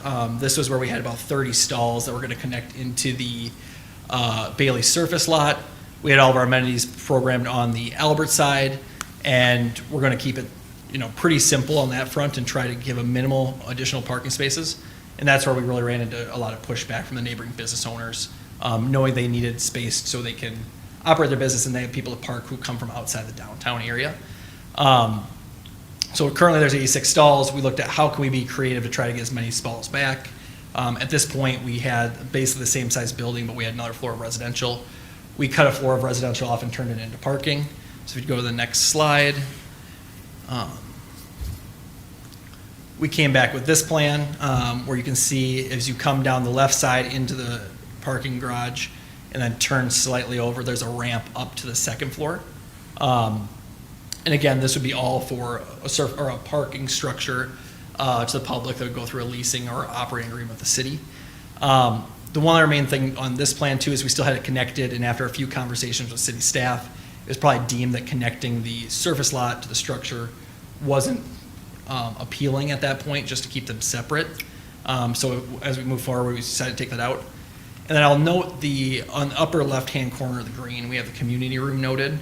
Part of this whole conversation has been about retail. How do we interact with the building? And so we started off with our conversations with the city. Is there a way to create incubator space? Is there a need for retail? And we know there's some other spaces for incubator space and office space that the city has that doesn't fully get utilized. So that didn't seem to be an option. At the Baylor Neighborhood Association, we talked, could this be a co-room shared between our building and the community where maybe they host their neighborhood meetings? Maybe we offer other groups to use this as a free amenity that they can just reserve it for free and come use it. That didn't seem to get much traction as well. So we've kind of been shifting through how do we engage our building with the community and finding the right source that's actually going to be used versus just being a dead space has been the main focus there. So then if you go to the next slide, this is our current plans. So we've kept modifying all those things. Our bike parking, we're at around 260 stalls, where I think we have 252 required, so we'll exceed that just slightly. On this first floor, we have 30 stalls, and then we have 53 on the second level. What we've done then is position our open space, our transformers in the bottom left corner. We'd have a trash room inside where our maintenance person on trash days would bring those out and stage those in front of those transformers.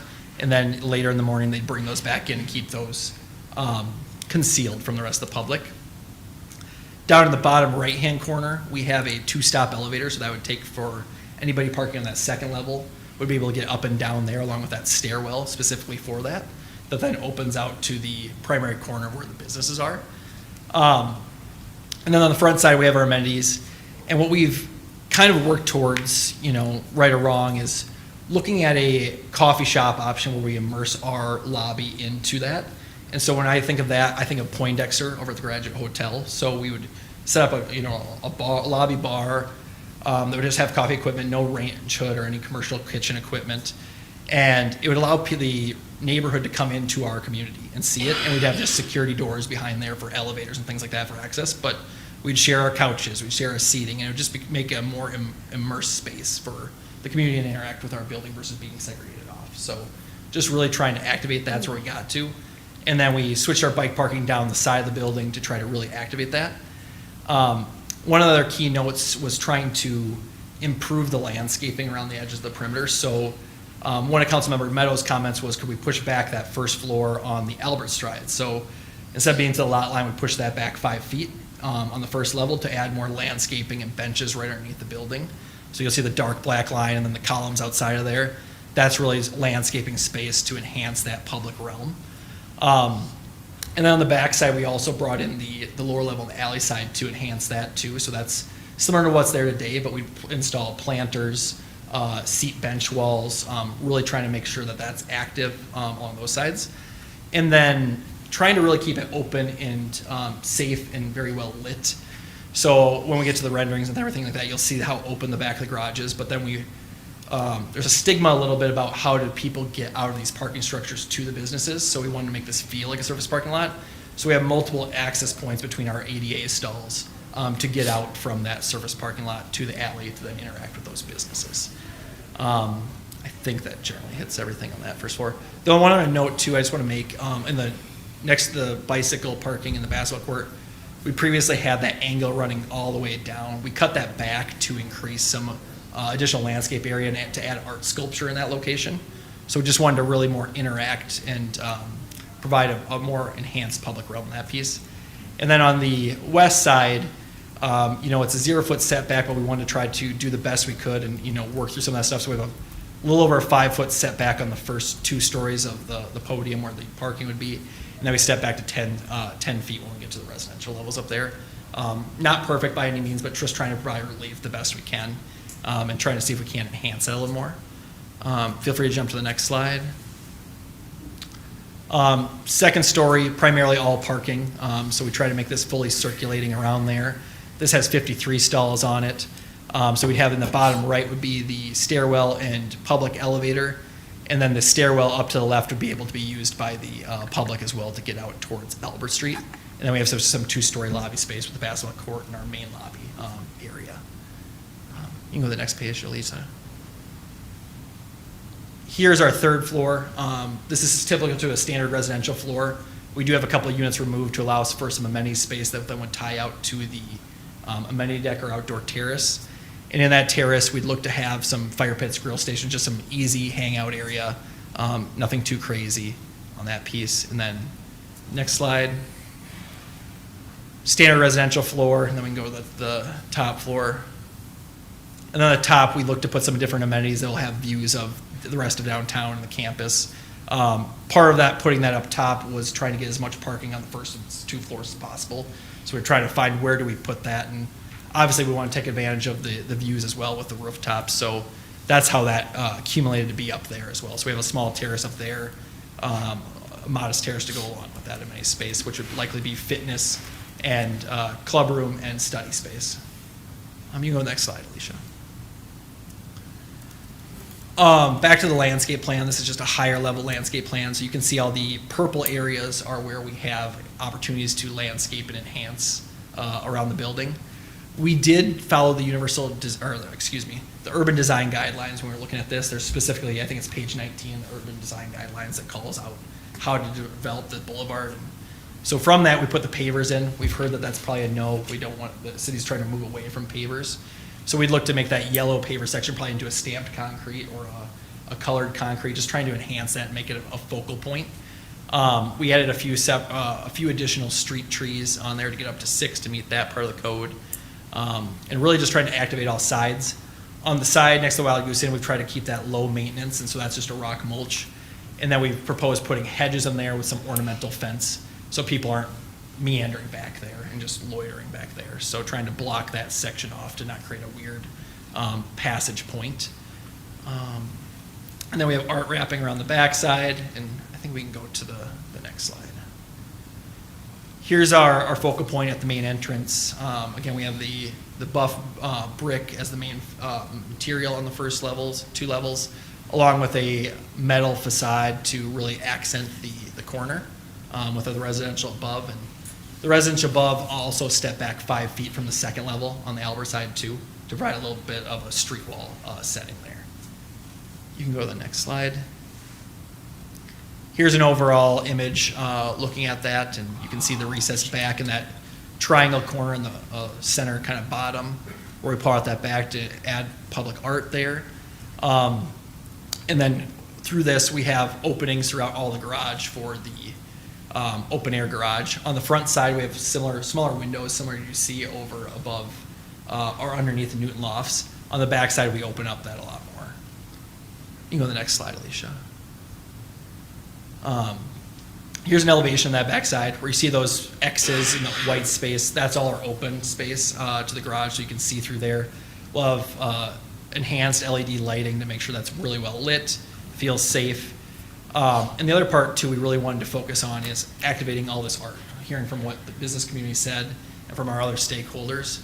So we have 4 mural opportunities here that we're going to be talking to the Arts Commission tomorrow of what that could be. Is that city related? Is that university related? Is it nature related? What path should we go with that piece? So these are all just placeholders. And then we have 2 pedestrian connections through there to make it easy for people to get through and see. And then we've talked a little bit about how do we, call this something different. So right now we have a little blade sign where we're calling it the 500 Arts District. People have talked about, do we name this area? Do we not? So looking just for more feedback on that piece. If you guys want to provide any, feel free, or the Arts Commission. In our plans, we designed that as a 3-foot, but we need a variance for that, so we'd likely peel that back unless we come back later. There's a grander scheme for that piece. You can go to the next slide. And so here's just some thought processes of what that alley could look like. Really trying to work with that festoon lighting, keeping it open, and make it feel welcoming. One thing too, we wanted to make sure that came up with our conversations with one of the council members was a lot of the other back sides of the buildings are all just bare concrete.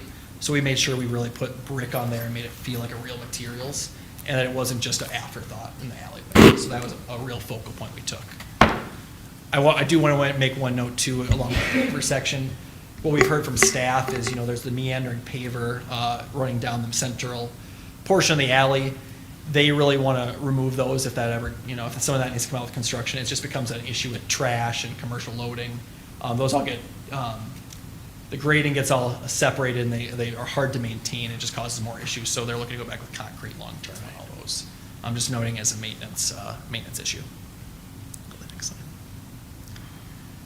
Here's an upper level look at what that would look like. So the relief is right there in the center with that outdoor terrace amenity deck area.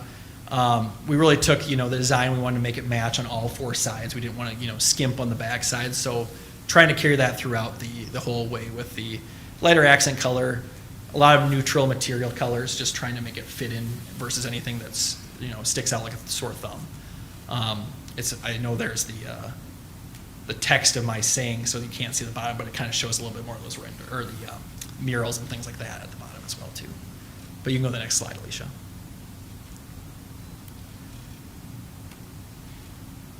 Here's a shot down the alley. So one of the things that also came up as part of our conversations is between Landmark and the Newton, people call that really a canyon effect. So we try to step our building back as much as possible there where we could, and then we also made that offset on that side, made the prominent side Albert in response to that. And so it's hard to see a little bit, but you can see kind of where the plane changes. That's the relief there, just to show how that widens out more. There's a little bit more opportunity there, and then pushing back those first level to get more of those landscaping and that seating in there. You can go ahead. Here's a rendering we took looking over at the Wild Goose Inn compared to our property.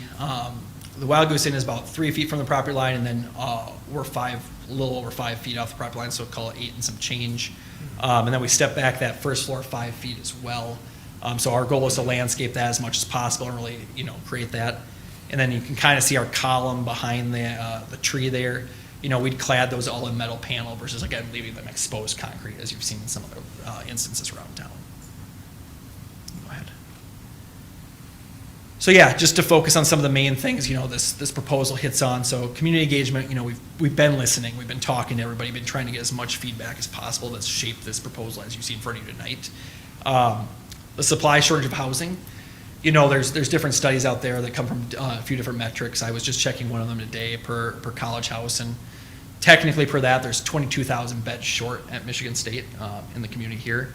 Some of that's a little bit skewed up because of graduate students, online presence, and things like that. So it really ends up being about 15,000 students, or 15,000 beds short to serve the students. And so you're seeing that pressure on rents, you're seeing that pressure on just the overall downtown system of not having enough housing and not having enough options. So that's a big issue.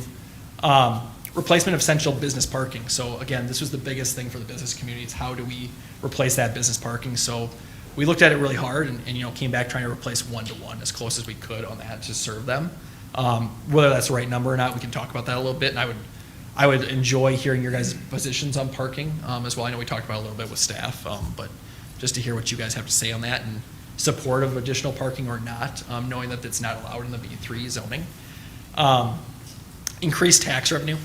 Right now, the property pays about $20,000 in property taxes. The city pays it then and then gets back through the lease. So it's a whole thing. But we'd project, as is, this would be about $1.3 million in taxes, which would help then with some of those staffing issues that you see from police department and everything like that. So it's a huge piece.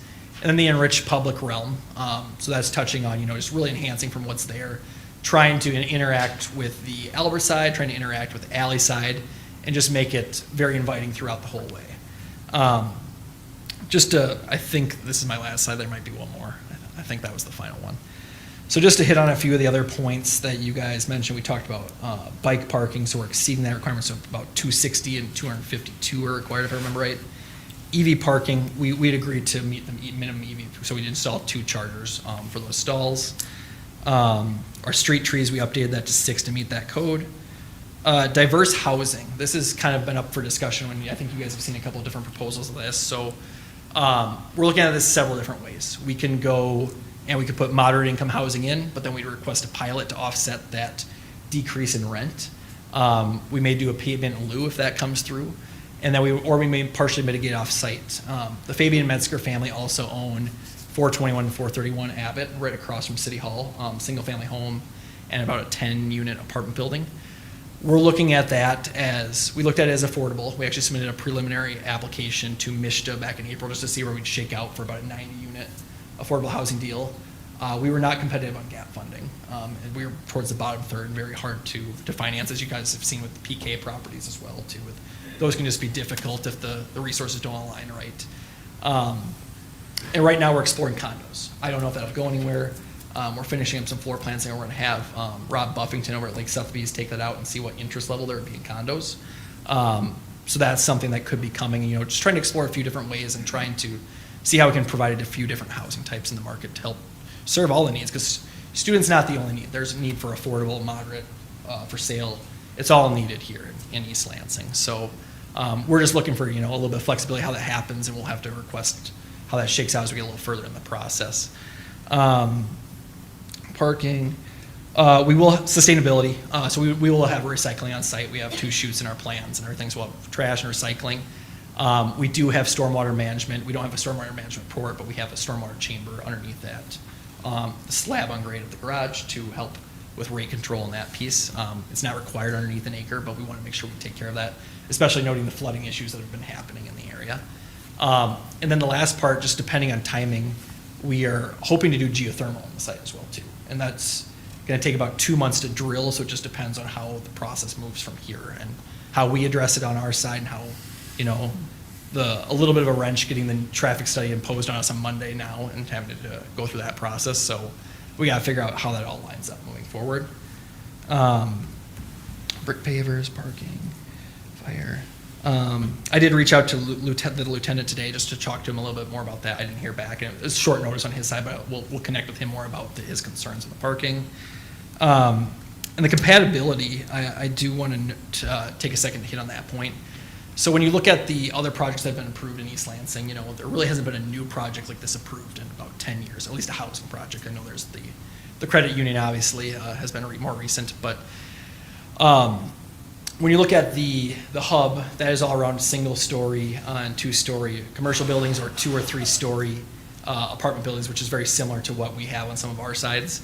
When you look at Abbott, where it was before, there's a lot of 3- and 4-story office buildings. When you look at Landmark, there's 2-story commercial space next door. So we're in the densest part of the city, and where we're trying to push density. So it only makes sense to push that density at that point. So there are going to be some lower commercial scale pieces next to that, but working together to blend those out is the best you can do as the zoning doesn't change and the goals, the comprehensive plan don't change from one block to the other in the downtown area.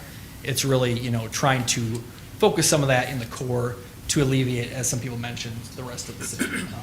And that's what we're hoping to do with this proposal. And happy to answer any other questions you guys have. I really appreciate your time tonight. Thank you. All right, who wants to lead it off? I have a question if nobody else does. Commissioner Overbey, go ahead. Do you have an estimate for what the rental charges would be for these apartments? Yeah, so our studios would probably start out at around $1,400 a month, maybe $1,500, depending on where that goes. And then it depends on how you look at it from a, I think on a per unit is probably the better way to look at it. The 1 bedrooms would probably be in the mid 2s. 2 bedrooms would be in the low 3s. And then 3 bedrooms would be in the low 4s. Okay, thank you. Why the basketball court? That's very unique for this type of development. Yeah, we look for ways to add differentiating amenities in that piece. We've seen that work at other places across the country as well too, and just the rich basketball heritage of Michigan State, we think that could be a great amenity to add for the residents who live in the building. How did you land on the height specifically? The height? Yeah, I mean, obviously we want to do what we can to make the project feasible, so that plays into that piece. But after those first meetings of trying to incorporate the parking, the parking is going to end up costing us more money than we're going to get back in a lease. So it's then trying to offset that piece too. But that additional parking we're putting in is really adding 2 stories to the building as well. So that's what kind of pushed us up towards the 140-foot max that's been around. I might have missed it, but I didn't see any renderings in here from the Grand River side to show what it would look like facing north. There was one. Was there one? Yeah, I did see one. It was where that relief was, where we looked at the outdoor terrace.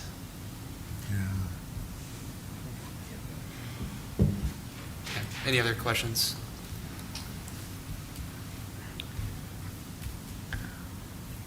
So for the affordable housing component, you have to go through MISTA for approval. That's something you guys would need to do? No, that'd just be through the city and then be a The city. pilot through here. The part I mentioned about MISTA was the other site we looked at, the Abbott site. So we applied for gap funding in April, so they have once a year they come out with a round. And we, as a group, do all different asset types and housing types. So I do affordable housing as well. I actually have an affordable housing 300-unit project in Ann Arbor underway right now too that we're working on in the entitlement process. So I met with MISTA today, actually talking to them about some of their processes earlier this morning. But for that deal, we were looking to potentially offset and mitigate on the 421, 431 Abbott. It just gets really hard to make those smaller deals work just because you don't have the economies of scale. So there's 4% and 9% tax credits. 9% are super competitive. You could wait around 4 or 5 years and maybe not get funded on that piece. I try to typically do 4%. They're a lot more straightforward, and Michigan has an excess of tax-exempt bonds, which you have to pair with 4%. So then it's just do your numbers work, and that's where the economy of scales work in. There could be an instance too where that site or another site that's identified, if there was a payment in lieu that we pay in, and if the following project would pay in, we could take those dollars and we could go do a 150 unit 4% deal instead of having to go through gap funding and hung up for years. We could then take that as like an affordable housing trust fund investment and go do that pretty quickly within a year and get that started. And you spoke a lot about the interaction with the neighbors and the businesses. How would you characterize their response to the project? I would say everybody we've talked to has been generally positive. That's a great question because maybe I didn't hit on every point. So the businesses had mostly, their biggest thing was parking. If you can hit the parking, we're generally okay with the rest of it. The neighborhood, what we heard is they didn't support the last project because they wanted to support the businesses and follow, kind of in suit, make sure that we're standing unified. The main comments we got from the neighborhood association was there was a gasp when we first said 12 stories by one of the women there. But then we talked through, how we got there and why we did it, and then everybody seemed to understand and be generally supportive.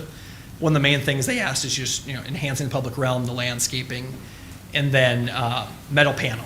They were sick of the metal panel we're seeing on some of the buildings like Landmark and Hub, the silver corrugated metal panel. We actually had some of that in our plans at that time, and we've changed our renderings and removed a lot of that stuff to try to really enhance that and make it a higher quality looking building. And then staff has been really great to work with on that piece. Council members that we've met with seem generally supportive. All the potential council members, one was elected, the other ones were not. They were all supportive of the project, understood the need for it and the growing demand for the housing shortage and the growing demand, and then just the need to increase the tax base. All these things kind of culminating together.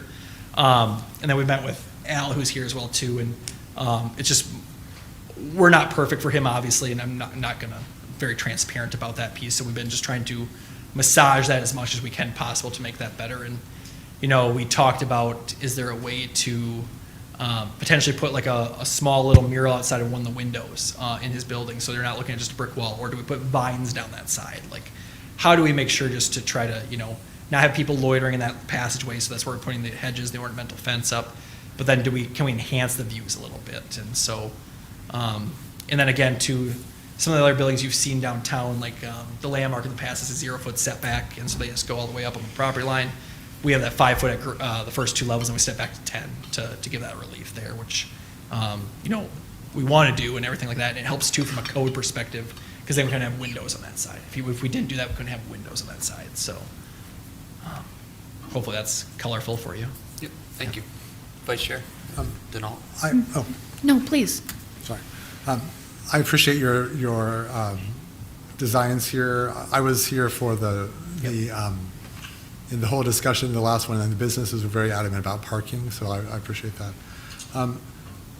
And I'm thinking about the avenue, the arts or the engagement. I like the idea of it, but I go there all the time, and I know that there are big garbage cans back there, and maybe even a grease trap or two. I mean, it smells in the summer. Like how I saw your plan for garbage collection. Yep. How can you engage or get other people to change? I don't have a good look. solve for their side. Yeah. I think as part of ours, we'll kind of be redoing some of that stuff. I know there's a lot of grease in the alley and stuff like that, and looking to clean that up the best we can. We can approach them about, is there ways to screening if we can help with that piece. I don't have a really good answer because it's another private property owner that I can't control. So it's kind of a damper to your alley. Alley look of at this arts side, and not grease. that side a little bit, but. And you see it's up and down too, and it's a mixed bag. There's really nice little spots, and then there's stretches where it's not that great. And hopefully it's just a stepping stone to a long-term future of as that thing maybe that's redeveloped someday. Who knows? And so just working towards to keep improving it, and then all working together as a long-term stepping stones. Thanks. Yeah. Just a quick follow-up. Who actually owns the alley? City. City? It's right of way. So the right-of-way, I believe, is 16.5 feet wide, and then we're setting back our building 4 or 5 feet on those lower levels to incorporate some of those benches and landscaping and things like that.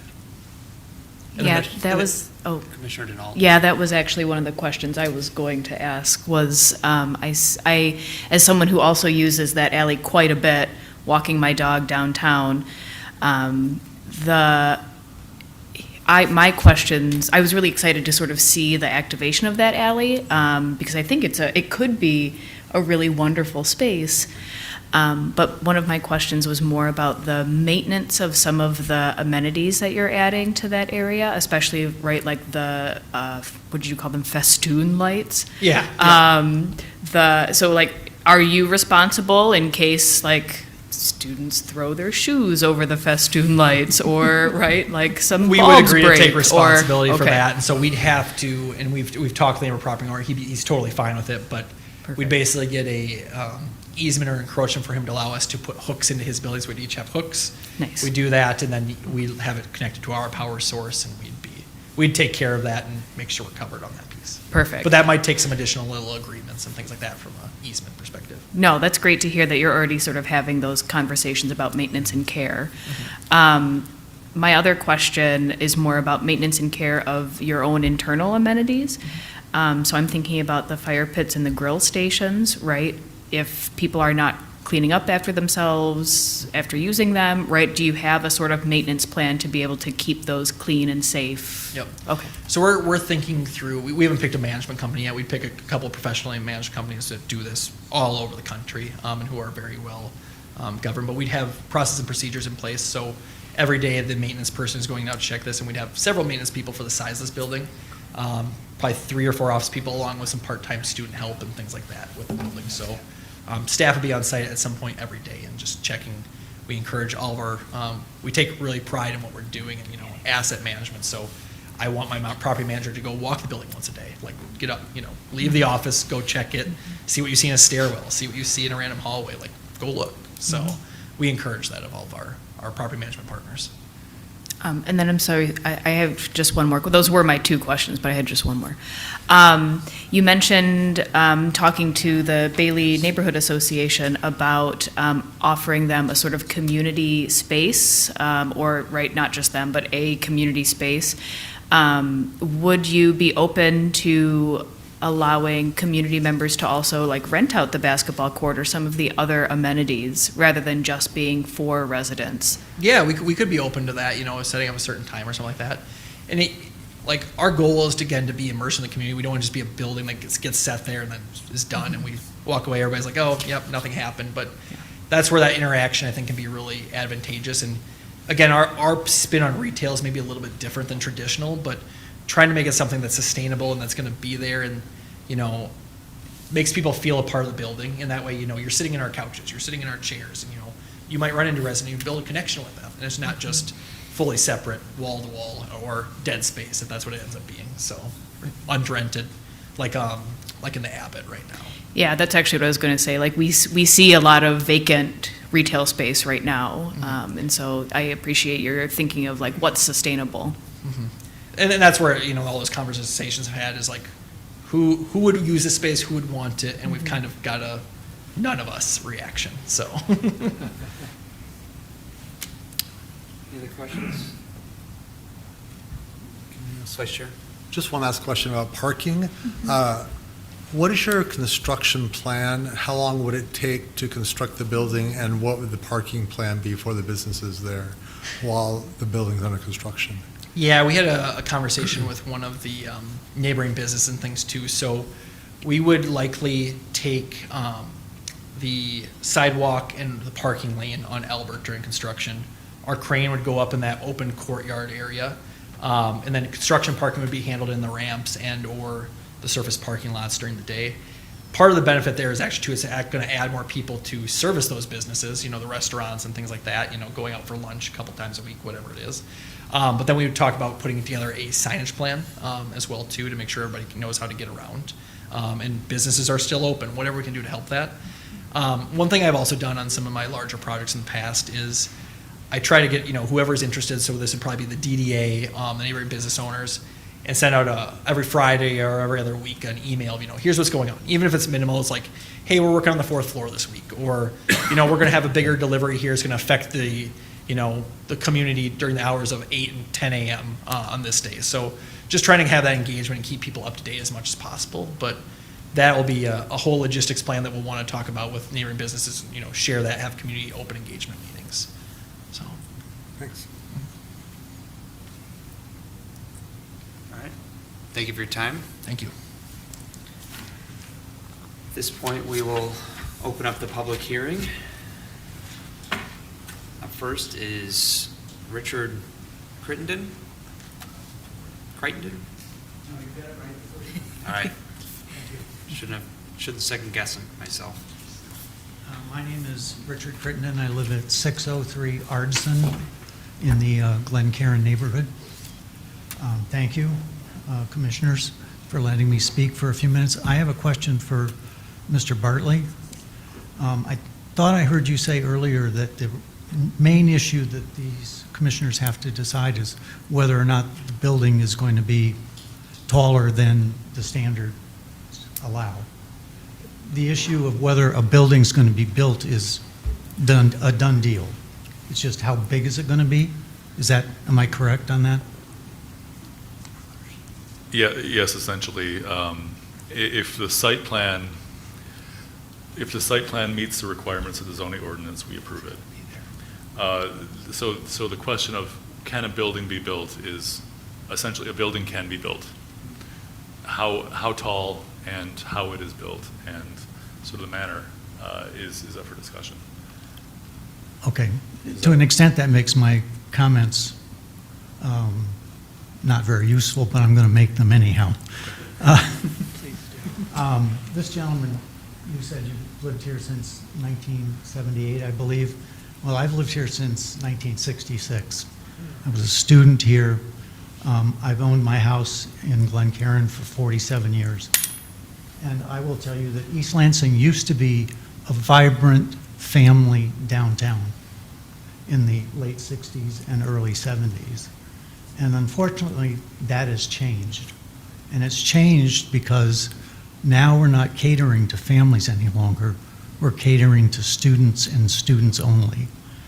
Now, I know it's probably a technical term to call this a multi-family dwelling. Well, it isn't really a multi-family dwelling. It's not a family dwelling at all. It's a student dwelling. It's essentially an expensive dormitory, which is going to be filled with people that are going to live here for 3, 4, 5 years, and they're going to move on. And people like me who live here and have lived here, there's nothing in downtown East Lansing for me. There's nothing in downtown East Lansing for my 41-year-old son who has a child. There's nothing to attract them to go downtown any longer. And it's sad that this is where we've come. I understand that these developments are profitable. I understand that they generate money for the city, but it takes away the family nature of the East Lansing community that I used to know, and it's unfortunate. Now, all the material I saw before this meeting was in ELI's reporting, and I found it interesting that they appeared to only talk to students, and that was odd. They didn't talk to, I'm surprised that Bailey people are enthusiastic about this project, both of these. Maybe they are. But I thought it was interesting because the student said, well, it's wonderful to have these giant tall buildings because I can go downstairs and go to Noodles and get dinner. I mean, seriously? That's where we are now, is catering to students going downstairs to get either a beverage or dinner or something like that. There are no family restaurants in downtown East Lansing any longer. It's all bars. Somebody mentioned places like Hopcat. That's not a family restaurant. The other thing is that somebody said in the quotes in ELI that this had community support, and I guess I wonder what community? I'm sure it has support among college students, and the council people who ran for council that supported it were young people, but they weren't family people. And I'm sorry, but East Lansing is not, you want to attract families to East Lansing, but you're not doing anything to make it family friendly. And I guess that's the point I want to make, and it isn't going to change this. There's going to be 2 big buildings built. It's just a question of how high they are. And it's unfortunate. That's all I have to say, unless you have any questions. No. Thank you for your comments. Parker Fisher.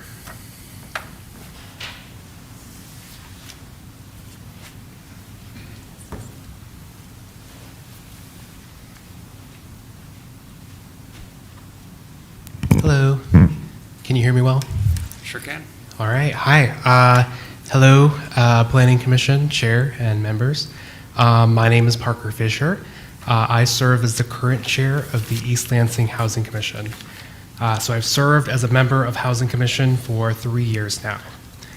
So for those of you who are not familiar with the work Housing Commission does, our charge is advising the city and council on matters pertaining to housing.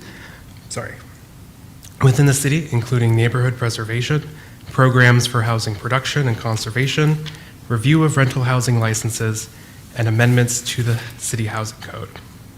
I'd like to speak to agenda items 7.1 and 7.2 generally regarding the proposed developments at 530 Albert Avenue and 401 through 427 East Grand River Avenue.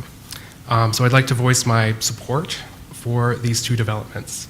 So as Planning Commission continues to deliberate the specifics of these developments, and I know there's a lot of specifics to deliberate, we're far from done from getting a final product, I thought it would be helpful to share some insights from what we are seeing at Housing Commission.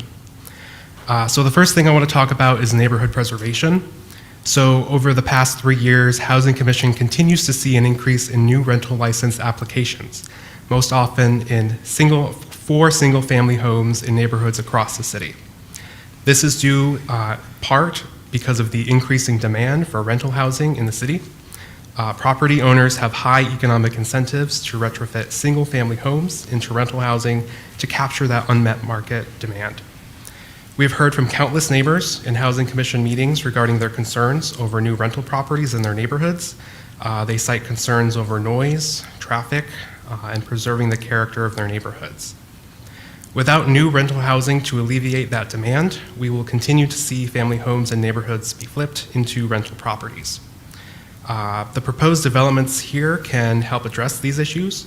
By increasing the supply of rental housing downtown, we can ensure that demand for rental housing is redirected out of the city's neighborhoods, ensuring they are preserved for existing residents.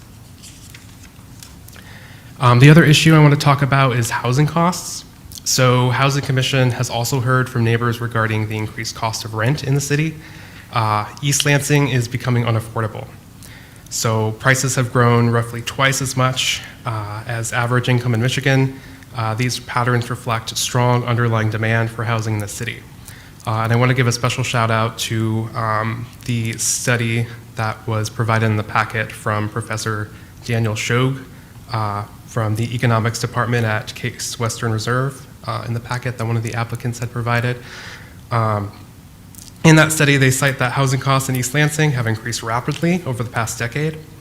According to that study, home prices have nearly doubled from 2015 to 2025, and rents grew 13% between February of 2024 and September of 2025, far exceeding inflation and national rent growth. These trends reflect strong demand and limited new construction. So I can go on about, economic numbers, but I do want to kind of give a human case to these numbers.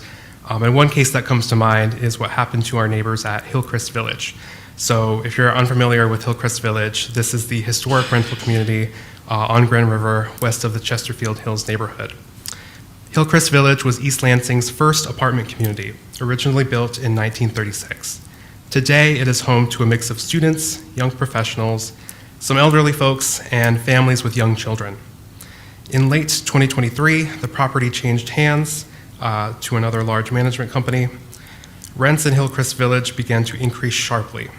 It didn't take long for us to see some of those residents come to Housing Commission to voice their concerns over increased rents. We saw some people see their rent jump from over a jump of $135. There was another case where someone's rent went over a $200 increase in one renewal. There's another East Lansing Info article on this that goes deeper into the specifics of this case. I recommend you guys read that.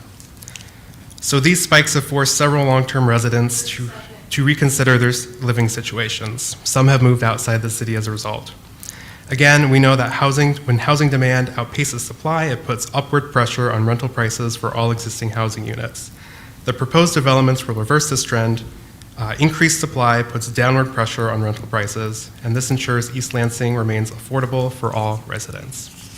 So all this to say, I know the planning process will play out, and there's a lot to deliberate and talk about here. I hope we incorporate a lot of community feedback. Time.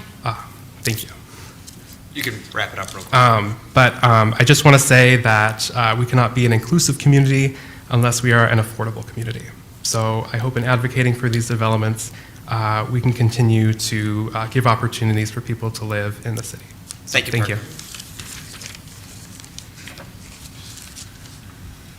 All right. I have a card from Nat Zurich. I don't know what agenda item this is. It's this one. Okay. And the next one. Okay. Hello. I'm a relatively new transplant from Metro Detroit, well, from the city of Detroit, and I've been here about a year. I live in Lansing, not in East Lansing. But when we moved here, we were told, I have a great realtor who can find you a great place to live in Okemos or Hazlitt, or I don't know where any of those places are. I said, I'd really like to live in a real city, look at places in East Lansing, drive around, look at a lot of beautiful houses that are a little bit more than I wanted to pay. And I'm a believer in this crazy idea of supply and demand, so I'm also echoing the points made by the gentleman over here about reducing upward pressure in rents by adding a lot of housing. I'm somebody who, I do own a car, but I don't require that I have to be able to park in front of every destination I go to. If there's not enough parking, the general consensus, the parking needs to be better regulated, it needs to be better priced, right? And so it's like this whole thing about like, well, what about the parking? What about the parking lot? What about these things that have nothing to do with the actual development, which is adding vitally needed housing to the market? Those things kind of confuse me a little bit. So I feel like there are many other ways to solve these problems. I also believe in the right of people to like build buildings on property they own. So it sounds like, as the gentleman said before, this building will get built in some, ideally in some fashion. The question is how dense. And I'm just a firm believer in density because I think it's the easiest way to build economic productivity and keep people create a vibrant local economy where things can happen. I'm also firmly in favor of converting any parking lot to this, because in Michigan we do a pretty bad job of development paradigms. We build sprawl, we build parking lots, we build strip malls. It is an environmental disaster and it's not economically productive. So I am firmly in favor of, I'd love it to be 50 stories, right? I'm sure some people would not love it to be 50 stories, but I'm really excited about the idea of this and also the Harbor Bay Venture one on the next agenda item. I think these are fantastic, and I think we can figure out problems like, I think it's a good problem to not have enough parking because it can be solved. You cannot solve a problem of people not being able to move to your city because nobody can afford to live there. So, and you add more housing, you create more availability, you create more economic productivity. I could talk about that for a long time, but that's it. So, thank you. Thank you for your comments. Would anybody else like to come forward on this proposal? Okay, thank you. Anybody online in the queue? There was no one in the queue. Okay, at this point, we will close the public hearing for this item, and we will see it at the next Planning Commission meeting in January with hopefully a little bit more information. Maybe not January, I don't know, you're looking at me. But potentially at a future Planning Commission meeting. Yes? Can I just, one last part of debate, so what is people's take on parking, and then so as we're refining our plans, like, I'm curious to hear what you guys have to say as feedback for us, or any other feedback that could be helpful versus the questions. You know, I think tonight we've had a lot of information. I think Okay. we'll digest it, look at the plans more thoroughly, and potentially provide some feedback to city staff. Okay. Anything else on this item?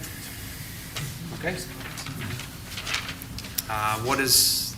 Mr. Chair, Yep. you should formally close the public hearing. Oh, I thought I did. At this point, I will close the public. Oh, I hearing. just missed it, I'm sorry. You did. He did. Great job. Yeah. Thanks, Landon. All right, is everybody okay with taking a short 5-minute break right now?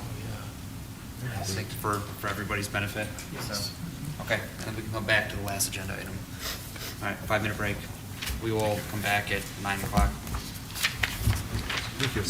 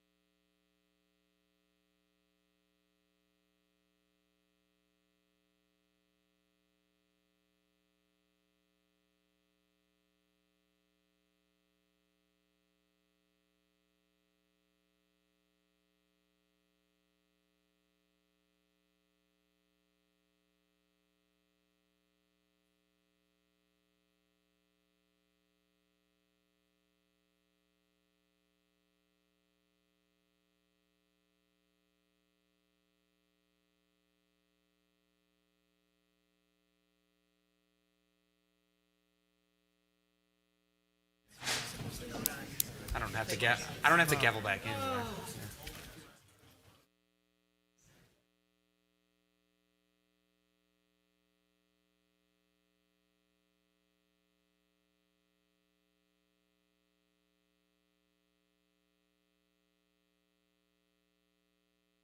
Get started here. Friendly reminder to commissioners that if you're going to talk, make sure your mic button's on. A couple times they've been getting turned off, so it wasn't me, it was you guys. All right, that takes us on to item number 7.2, a request from Evan Williams on behalf of Harbor Bay Ventures for approval of a special use permit for a new building with height exceeding 8 stories at 401, 421, 427 East Grand River Avenue. Alicia?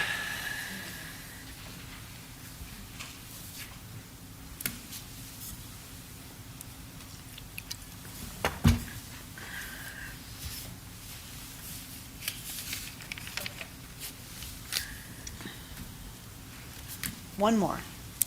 401, 421, 427 East Grand River is proposed to be a 15-story mixed-use development, which would be in place of the existing commercial spaces, former Starbucks, former restaurant, and current student bookstore.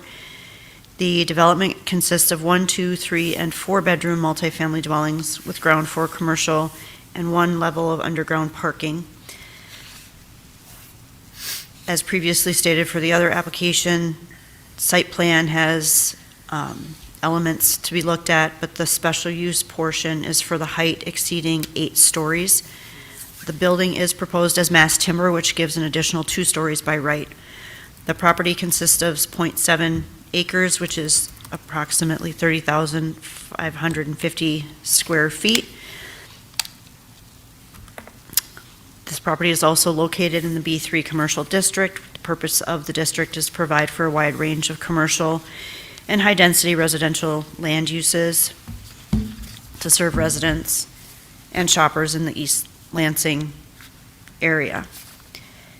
The future land use of the comprehensive plan designates this site as M4, mixed use.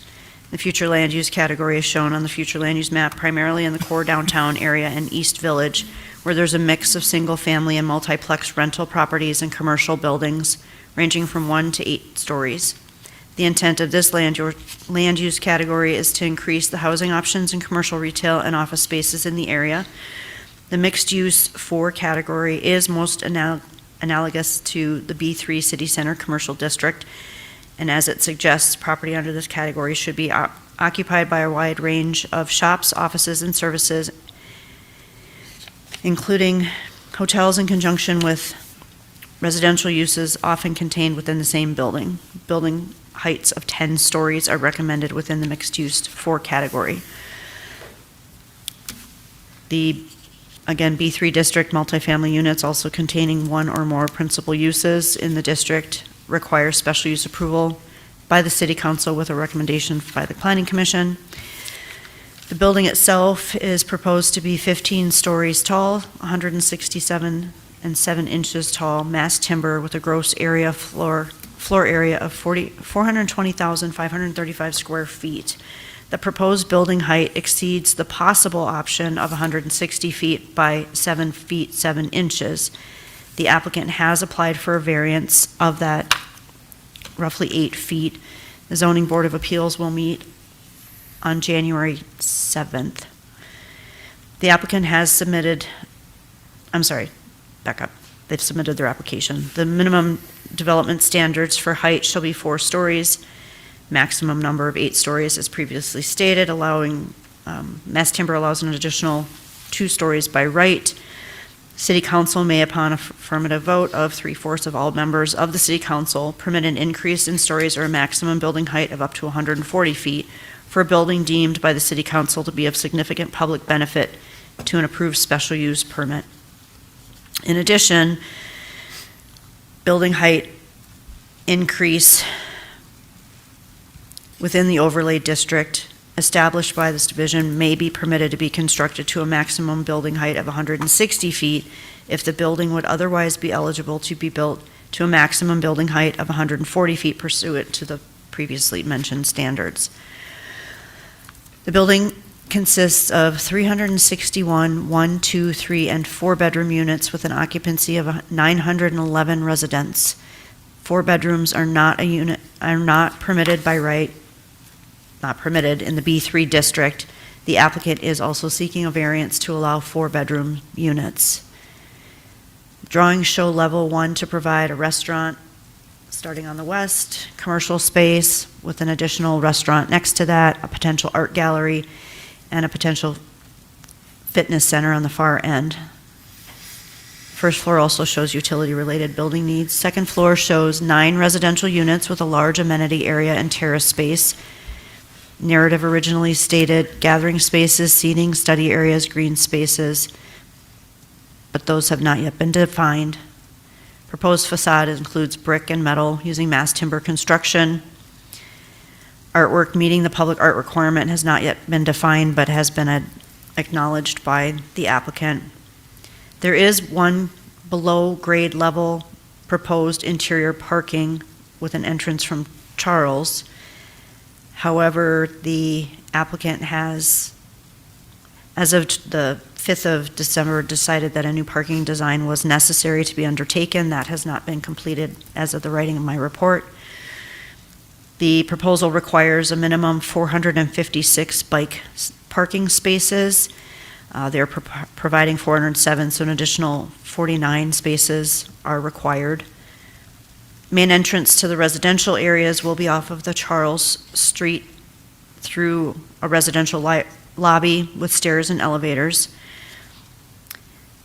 New parking in the B3 district is prohibited, however, under certain circumstances, and I know we're repeating, but it's a different project, prohibits on-site parking except when the applicant has demonstrated that the parking is necessary for the residents or customers of the proposed use and the municipal parking facility cannot accommodate the use, among other reasons. And if it's demonstrated as necessary, the Planning Commission may stipulate conditions to allow parking. Building lights are provided, but details related to heights and cutoff angles are not provided.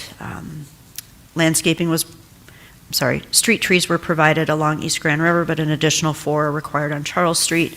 The applicant has provided response to most of the comments and will be able to speak to some of them. Complete stormwater management plan is required, detailed soil erosion, wall signage details are required. Art requirement will need to be established, but they've acknowledged that. The diverse housing requirement is not met, and it appears that the applicant is working with city officials. Their statement is that the applicant is working with city officials and stakeholders to sensibly examine Ordinance 1384. However, no ordinance exists related to fee in lieu. Staff is looking at other communities to see if any options might be applied to East Lansing, but currently the proposal does not meet that requirement for diverse housing. All of the documents were forwarded to all of the city departments, including fire, police, building, and engineering. Comments from each of those divisions are included with your packet. Reminder that the on-site parking is prohibited in the B3 district. The original proposed parking was for the residents, however, the redevelopment I expect will still be, or the redesign will still be for the students or the residents. However, it is important to keep in mind with 911 beds that the municipal parking system has a total of 215 spaces available for new developments. So should the Planning Commission decide that parking should be permitted, they may do so with stipulations. This project also has comments and discrepancies that I'll just highlight a few of them related to signs. Recycling is required. The site plan is incomplete. Trees are required along Charles. Proposed engineering plans were considered preliminary. Stormwater management, traffic study is required, which I do believe they've initiated. Descriptive text related to the non-residential uses, hours of operation, expected employees, ranges of prices and rental per dwelling unit, natural features, the discrepancy in bike parking,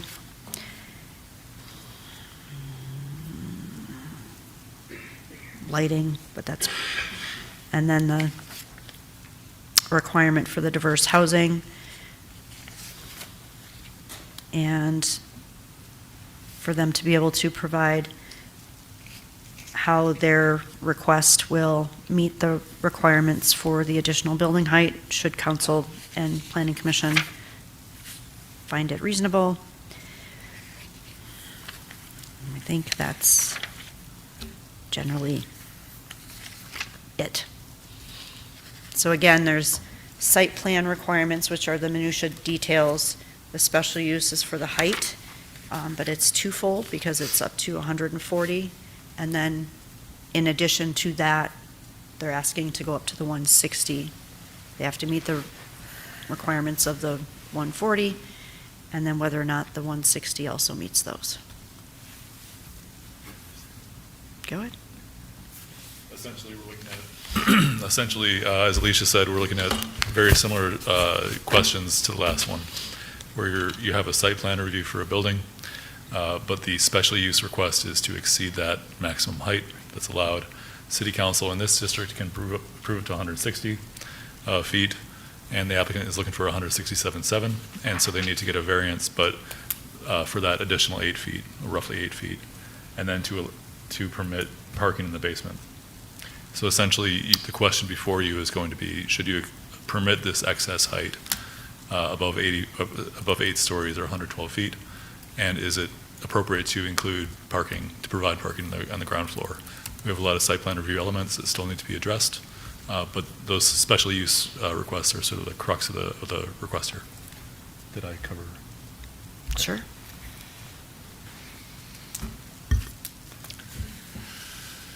Commissioner Denault? Hey, there we go. There was one item in the application packet that said that the proposed 4-bedroom units will require a variance. That is not a variance from us, that is a variance from?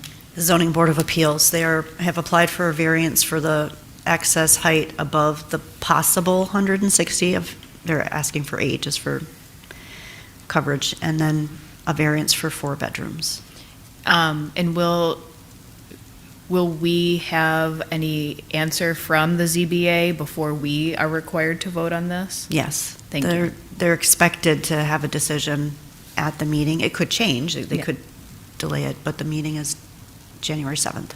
January 7th. Excellent, thank you. So there's 75 total parking spaces being proposed underground for the building. Yes, but with the redesign, that may change. Okay. Do you have any indication if that'll increase or decrease, or is that a better question for the applicant? That's a question for the applicant. Okay, just trying to square the math on this. So over 900 beds, 75 on site, and then potentially, you said just under 300 potential rental spots from the cities. City has parking system. 215 spaces available between the two, for monthly rents between the two new developments. And I'd like to add just one more item to that, is that in our discussions with the parking department, they said 215 are available, but they don't expect to assign all 215 to one of these projects. They would expect to split them up in some way, if Okay. both are approved. To be determined. The bike parking was a little confusing to me. Could you explain that in a little? So they're deficient by 49 spaces. How do you access that? That's part of the redesign, I believe, Okay. for the parking garage. Was public art specified? It's identified as being needed, Okay. but still to be developed. Any other questions for city staff? we're ready for the applicant at this point. Can I just mention one more thing? So Mr. Alicia Barlow? pulled up the lower level floor plan, which shows the bike parking up at the northwest corner. But like she mentioned, this whole plan is subject to change, and the applicants can speak more to that. But you'd asked about bike parking, and that's where it's shown, is up at that northwest corner. So it'll be sort of under the ramp that goes down from Charles. Okay, thank you. Handful of cards up here. I don't know what order you guys want to go in. Yeah, it's Evan Williams first. Okay. And I put them in order. Okay, great. Hopefully they're still in order. Yeah, no worries. I was going to try to make it short and sweet because I know that it's running pretty late right now. My name's Evan Williams. You can find me at 3412 Commercial Ave, Northbrook, Illinois. I want to thank everyone for their time. Again, like I said, I know it's getting late. We have a few speakers that want to speak to very important parts of the project. By no means do I want to cut my time short to answer any of the questions that you just asked. I just would like to come back at the end to answer any additional questions that you may have from the other speakers. Yeah, with that being said, I think the first speaker is going to be Brad Balling. Yep. I do have the right order.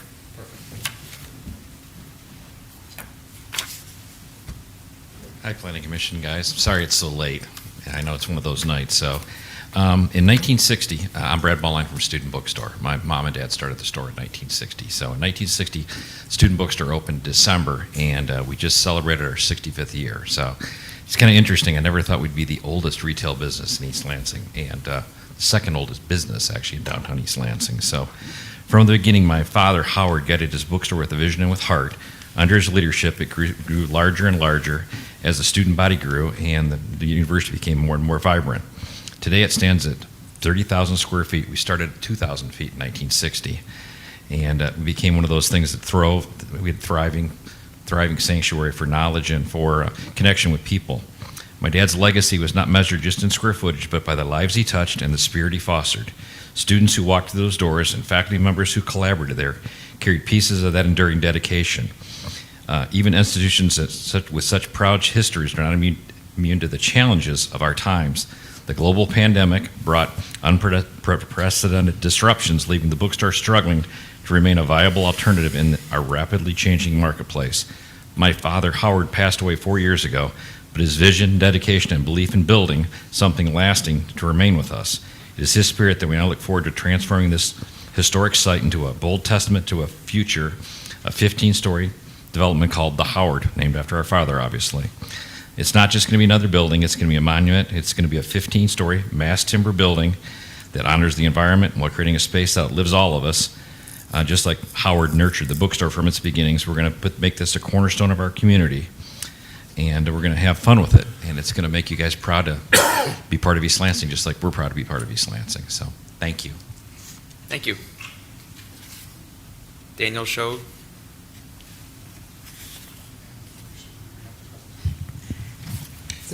Can you bring up the presentation? Hi, I'm Dan Schoeg. I'm the Umstead Professor of Economics and the Associate Dean for Research at the School of Management at Case Western Reserve University. I have a PhD in economics from Harvard, and I taught urban economics there for 7 years before I joined Case Western. And my academic research has focused on housing, and in particular, how restrictions on development affect both prices and rents, and also access to opportunity. And so I'm here today, hopefully not to take too long, but to talk to you about three things. So first, I want to provide a quick review of the recent data on the East Lansing housing market. Then I want to talk to you about some findings from the academic literature and my research. And last, I want to talk to you about my analysis of the economic impact of the Howard project. So if you could turn to the next slide. Okay, first, so on the market. Housing prices in this city have just about doubled in the past decade, which is more than twice the rate of inflation. The Zillow data for East Lansing show that, say, over the last year and a half, rents have risen at about twice the national average rate. Measures like time on the market or how many, clicks a vacancy gets show that the housing market in East Lansing is very tight. And despite all that, the data on new housing supply shows that when you look at permits or new construction, very little has been approved over the past 3 years. And you might ask if there's like a link between rising prices and restricted supply, and that's something that I've been studying for a long time. And I think there are some misconceptions that pop up relative to the academic literature. If you could turn to the next slide. So first, many people look to things like rent to income or cost burdens as a measure of affordability. Others check whether or not housing supply is keeping pace with population. The problem with those approaches is that who lives in a place depends on who can afford it, right? I mean, the people who live in Beverly Hills are very rich, and so prices relative to income don't look that crazy. What you miss with those measures is all the people who are priced out of the market. So that's why you really want to look at what's happening with prices and market tightness, and that's why I started with the data I showed you before.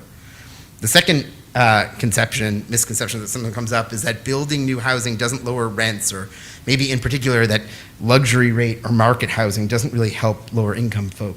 And that's just not what you see in the data. If you could turn to the next slide. We have some really good studies on this process called filtering, where new housing opens up units down the economic ladder. So this is the graph I'm showing you here is from a paper by a Notre Dame professor named Evan Mast, and he's looking in Chicago.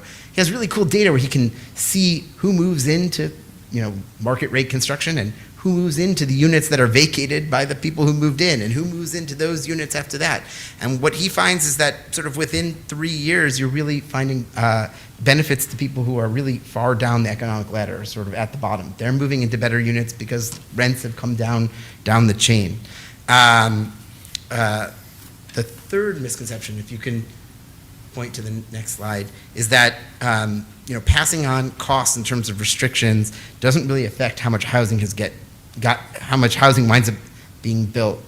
And work that I'm doing and have done with the Turner Center at UC Berkeley, I try to look at how financially feasible development is in parcels in cities like Los Angeles and San Francisco.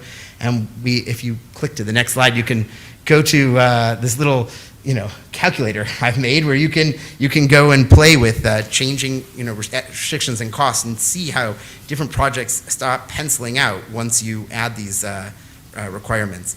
And as a sanity check on this, you can run these calculations in historic data, see what pencils out in, say, 2010, and then see how correlated that is with what actually winds up getting built. And there's a really strong relationship. It's very predictive.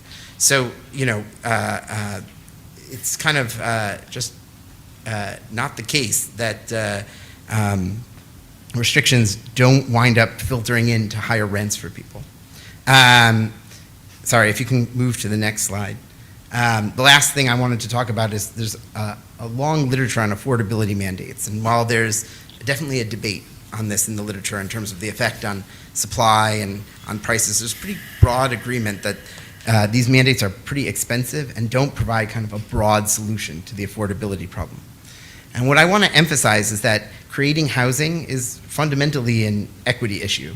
Like richer people and students with rich parents, I guess, are going to find a place to live in this town. The higher housing prices disproportionately affect lower income households. And while tuition growth has slowed nationally, room and board really continues to rise. That's what's driving costs for students. And research shows that this winds up affecting who can attend college and who can afford to live near school or in town. High housing costs limit access to high-wage jobs and educational opportunities, and restrictions on development play an important part of that story. Okay, the last thing I want to talk to you about, and I'm moving quickly because I know it's late, is the projected economic impact of this Howard project based on sort of the benchmark in-plan model. So this model uses data from the government along with project-specific information to estimate both the direct effect of the project and also the spillover economic activity. And it really makes sense to think about this in two different phases. During construction, the project itself is a $127 million investment. And that's going to generate substantial economic activity in East Lansing. But once the project is operational, the new residence and retail activity are projected to increase local tax receipts under a very general in-plan-based scenario of $1.6 million per year for local and city taxes. Now, more detailed and specific tax analysis by Tritera estimates even larger fiscal impacts. For example, school revenues from the site, which are now about $46,000, will jump to $950,000 a year. The city operating taxes will increase about $470,000 a year. There'll be some more revenue for waste and for the library. In total, local revenue rises from the site from around $132,000 to $2.7 million per year. Over the 16 years that Triterra is looking at, that's $44 million, meaning that the in-plan estimates are very conservative. I know it's late and I've gone long, but I just want to close, if that's okay, and I'm sorry, thank you for keeping up with me on the slides, with reiterating that providing housing is really an equity issue, and that the project can have a meaningful impact on who can access economic opportunity, and also has a meaningful impact on the economy for the city. I'm leaving my email here, I'm happy to talk about this with any of you further. Thanks so much for listening to me. Thank you. Bobby Larson?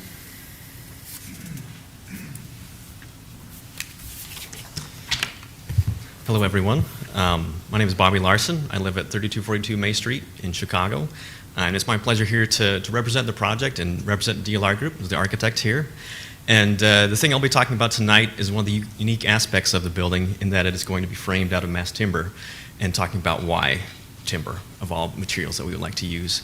And as an architect, we make a lot of decisions about what the building's going to be made out of, and a lot of times that's driven by durability or aesthetics or economics. But when we're talking about mass timber, the reason why we choose that is a little bit more deep for us, and ties into the ethos of our design group, ties into the ethos of the developer Overbey, and the goals that we're setting for ourselves to make a better world. If you go to the next slide, please.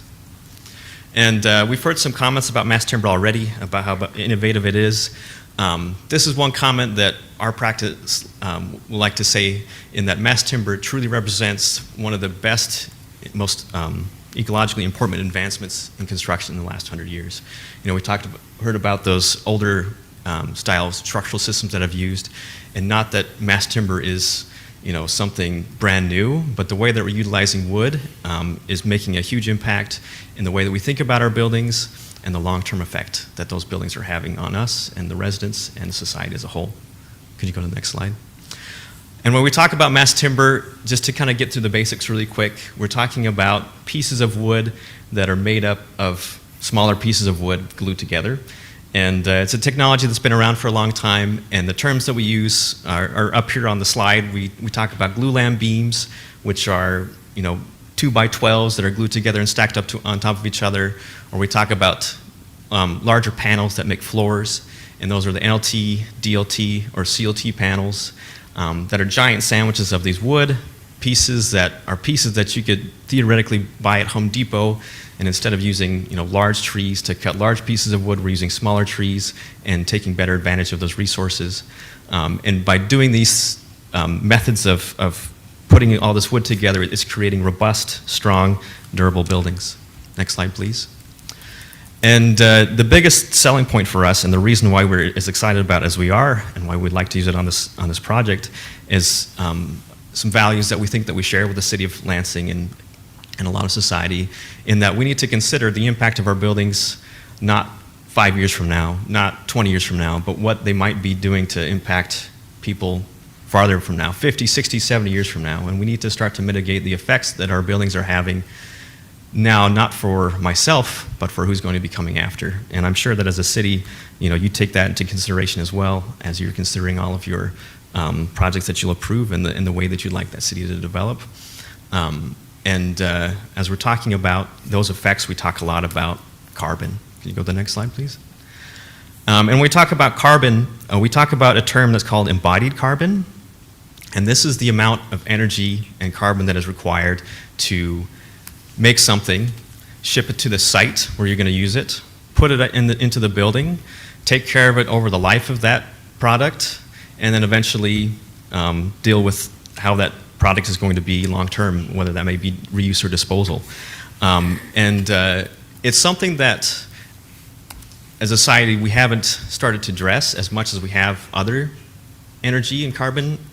You know, we talk about energy codes, and energy codes have been slowly ratcheting to be more strict over time, and we're seeing a lot of gains in terms of energy reduction. But we haven't had that conversation as much in terms of all this energy and carbon that's used to construct these buildings. Could you do the next slide? And it turns out it has a big impact. So this slide has a lot of information on it. So I'll walk through it just a little bit. So the yellow bar at the very beginning, that represents this embodied carbon that is inherent in the building from day one, from when you finish construction. And the blue bars that run along the bottom, those represent the expected energy usage of that building. And it takes a long time for a building to run before it even catches up with that initial investment in carbon that it takes to build the building day one. And there's actually two bars. If you squint a little bit, you can see that there's a difference between the light blue bars, and there's some bars that are a little bit darker at the bottom. And that's reflecting the difference between, a very energy efficient building versus kind of a standard building construction. And so as we get better and better at building more energy efficient buildings, this conversation about embodied carbon becomes more and more important because we're using less energy efficient buildings. And also as we decarbonize our electrical grid and we get away from coal or other fossil fuels, even though we're using a lot more, using electricity, that electricity is generated with less carbon, but it's still not necessarily impacting that embodied carbon number from the construction of the building. And so it's very important, and it does make a huge difference in the way that we consider the impact of our buildings. Next slide, please. When we're comparing our building, because of the size of it, we're talking about comparing this timber building to a concrete building. That's how you would typically do something at this height. And the reduction is a large reduction. It really is. So we do these life cycle analysis, and this is one that we did for a hotel. And the reason I'm showing this is because when we do these life cycle analysis, we have to be pretty detailed with them. And we kind of have to design the building twice, so we have apples to apples comparison. And so for this hotel, we designed the frame of the building and understood the size of all the floors and columns, and knew based off of the total volume of that concrete, the amount of carbon that it would take to build that, based off of how much carbon it takes to construct things out of concrete. Then we also designed the similar timber building, and we analyzed those, and it is one way that, and this is for the structure of the building, and the structure of the building generally accounts for between 50 and 75% of the total carbon of a building, which is why we like looking at the structure first in terms of savings. And so by just this one decision to make the building out of mass timber, we can take that yellow bar that's really tall and cut it more than in half, basically. And it's so the decision to do this isn't one that we take lightly, and it is one that we see has a major impact for the project and that goal that we have to help out the effects of our buildings. So we all understand that maybe the best building might be to not even build the building, but when we do have to build the buildings because we have to provide housing or whatever it may be for the people in East Lansing or wherever we happen to live, we'd like to do so in the best way possible. Next slide. But timber doesn't work for everything. If timber's so good, why don't we just make it all out of wood? We use it where it makes sense. And so the ground floors of this building, there's going to be some parking and some retail spaces that have longer spans. And so we'll frame that out of concrete. The foundations of the building, we're not likely to develop a good way to make foundations out of timber in the near future. And so we use it where it's applicable. Also, the shear lateral support for the building works best out of concrete. And we reduce where we can and try to use it efficiently and effectively. On this project in particular, we haven't performed such an extensive life cycle analysis, but we have done kind of a quick schematic analysis based off of rule of thumb measurements. And the choice that we have made to go to timber for a majority of the structure means that we'll be offsetting up to 10,840 metric tons of carbon dioxide equivalent, which in terms of emissions, we've got a number down there, it's equatable to 2,071 cars coming off the road for a year. Next slide, please. And some critics of mass timber might say, well, what about the fact that you have to cut down all these trees to do it? Our understanding of the way that forests are in the country today is that the deforestation problems that we've faced in the past are not the same as they are today. So this is a graph from the U.S. Forest Service that shows that, back in the 50s, we were, back in the 40s and 30s, we were cutting down more trees than we're able to grow. And we were actively deforesting the continent. But since, the 50s and the 70s, that's changed. We're not actively out cutting down forests as much as we used to be, I guess. And there's been net growth in the forests, which in some aspects has been contributing to the wildfire issues that we have in the West. But we have a lot of trees, and we have a lot of availability for this resource throughout the country and even in Michigan. Next slide, please. And that, net growth in tree volume throughout the country results in, increased volume of available timber. We're talking about carbon and how it's important to, long-term benefits to fight climate change, but also wood is a renewable resource. Wood grows rather than being mined and cooked like steel or concrete, and we can kind of see visibly how we can create our buildings by growing these trees that they'll turn into these larger structures. Go ahead, next slide, please. And one thing that I wanted to talk about too was, if mass timber is so great, then why does it seem so unique, and why doesn't it seem like everybody's doing it? And what we've learned as architects working on these projects for the last 10 years is that there are a lot of headwinds to these projects still. The technology isn't complicated, but it's new to a lot of people. And so as we're working through the ways that we treat these buildings differently than concrete buildings, we have to consider issues of moisture, we have to consider local tradespeople and their ability to complete these projects. We have to consider the finances and the insurance premiums, and various other considerations, including the acoustic performance and fire protection. And there's a bit of a learning curve, but once you have a team that's able to do this, then it can be done well, and it can be done to realize all these benefits. If you go to the next slide. And it really will be an innovative project that will set the city of East Lansing apart in the region. The map is kind of hard to see everything here because the little dots are a little bit small. Probably should have circled them or something on there, but there's 3 projects in the region that are mass timber projects that are taller than 7 or 8 stories. And there's one in Milwaukee, the Ascent Tower. There's one in Madison, Baker's Place.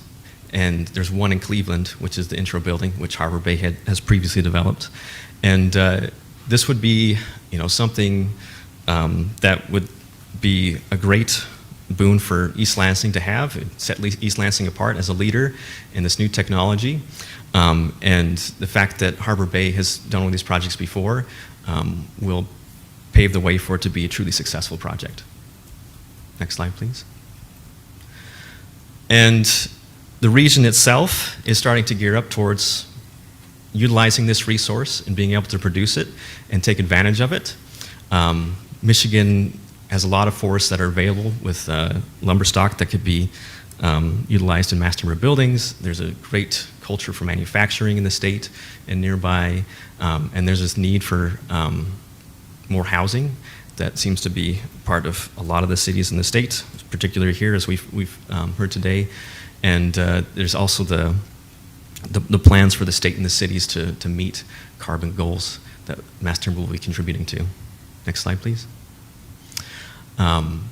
Aside from the major benefits of the carbon reduction, additional benefits from mass timber include the carbon sequestration.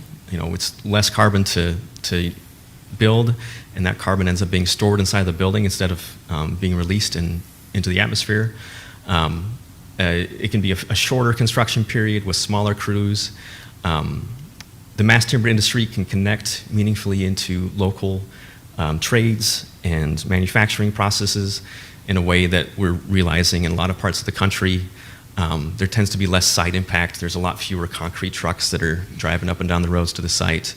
The construction sites end up being quieter, cleaner than a typical construction site, and it ends up requiring, less foundations for the building. Next slide, please. This is a picture of one of the sites of a previous project in Atlanta, Georgia. As you can see here, if many of you have walked a site before in a steel building or a concrete building, when there's concrete forms all over the place, or shoring, or metal decks, the way that you see a mass timber building constructed, it goes together almost like a set of Lincoln logs. There's prefabricated pieces that come in, and crews hoist them into place, and there's not as much, banging or sparks flying around as you would see on other structural types. And that's a little something, but can be meaningful for the neighbors. Next slide, please. And then another way that we have seen these projects utilized, and one that we would anticipate for this project as well, is seeing, the excitement that they generate, and seeing the kind of things that can be learned from the local community on how this is built. Could you go to the next slide? And there's already, a lot of programs at Michigan State, in Detroit, in the Sam Buford Woodworking Institute, of people who are trying to develop this as an industry within Michigan. And this project would pave the way for future projects that could choose to utilize this structure as well. It would show the way for those crews to be able to interact with the project. And we've done projects in the past, and we've talked about this as a team as well, of creating almost like a live construction lab where we could provide tours and training for a lot of these interested parties, so that the community can benefit from the fact that we're proposing to do this project out of mass timber, and not just the residents. Next slide, please. But the reason we wanted to talk about the mass timber as much is we truly see the timber as having a large benefit, not just to the people living there, but to the society and the city as well. And we wanted to be able to iterate that, and let everyone have a chance to also ask any questions that you might have about the system or anything related to it. So if you'd like to ask any questions about this portion of the presentation, or if we're all getting tired, we'd like to move on, pass the mic off to the next presenter. Thank you. Thank you. Up next is Mark Bell.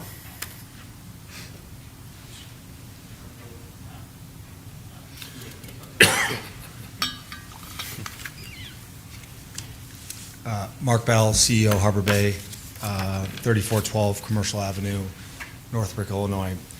Thanks for everyone's time. I'll try to go quick. This seems to be the theme here as we're late. Alicia, could you go to the next slide, please? I think as developers, we acknowledge that oftentimes developers are not from the town they're developing in, right? Seems like an obvious statement, but I think sometimes take it for granted. So what we try to do is we try to actually listen. As a father of 4 kids, I sometimes mistakenly don't do that enough. In this instance, we try to listen as to what are the community values, what does the community want. We try to read comprehensive plans. There's also a 2012 environmental plan as well, I'm sure everyone's aware of. And then in addition, in this particular project, we had 2 town hall meetings that we tried to publicize, tried to get communications out, and try to get as many people out to these town halls. To do what? And that is to drive collaboration, drive civil discourse. Not everyone that came out liked the project. Some people did like the project. To me personally, that's not necessarily important. What's important is having a discussion to try to figure out how do we find compromise in projects, how do we work together, how do we listen, again, as developers, as to what community values are, and then go back to the design team that's behind me and try to implement those things that we learned. Next slide, please. So what did we learn? We learned a lot. We don't have to go through them. Alicia, could you go back up one, please? One slide. Thank you. Talked a lot about mass timber. We talked about retail. Some of the retail things, it might be on the following slide, but it was kind of funny. They said no more chicken was actually the number one thing we learned from the town hall. We talked a lot about design and how to look at mass timber not only for the residents, which oftentimes seems like the overwhelming benefit to the residents, but how do we take mass timber and actually drive connectivity to the broader community, right? How do we take mass timber and let the rest of the community, the public, touch that mass timber? Other things like density, affordability. People were very aware of the Ballline family, which we certainly are as well. And then obviously environmentally conscious and environmental stewardship. Next slide, please. So when we look at kind of where we go from here as developers, I'm a big believer of public benefit and community values, right? It doesn't just stop in a singular form on a project, but the best projects are just that. What do we look at from a public benefit standpoint? If we can't get to a public benefit standpoint, in our humble opinion, I don't know if projects make sense in real urban cores, right? Because it's a very singular, very self-serving for that building. How do we alternatively look at that building and say, I wish the gentleman, he had some actually really good comments that talked about, what he thought East Lansing was as a family, right?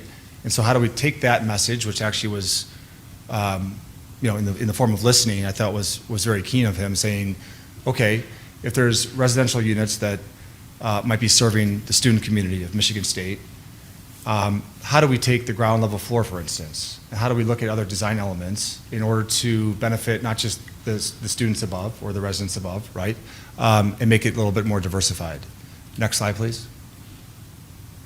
So there's kind of 5 pillars of public benefit that we'll go through here in a second. The first is mass timber. I don't want to be redundant on mass timber. We've got a lot of good comments already, but just to kind of double down on some quick things is that when we look at carbon and we look at global warming, the construction industry contributes to 40% of greenhouse gas emissions. So we talk a lot about operational carbon and different things, but what I think sometimes is neglected is the construction industry. Very hard to solve.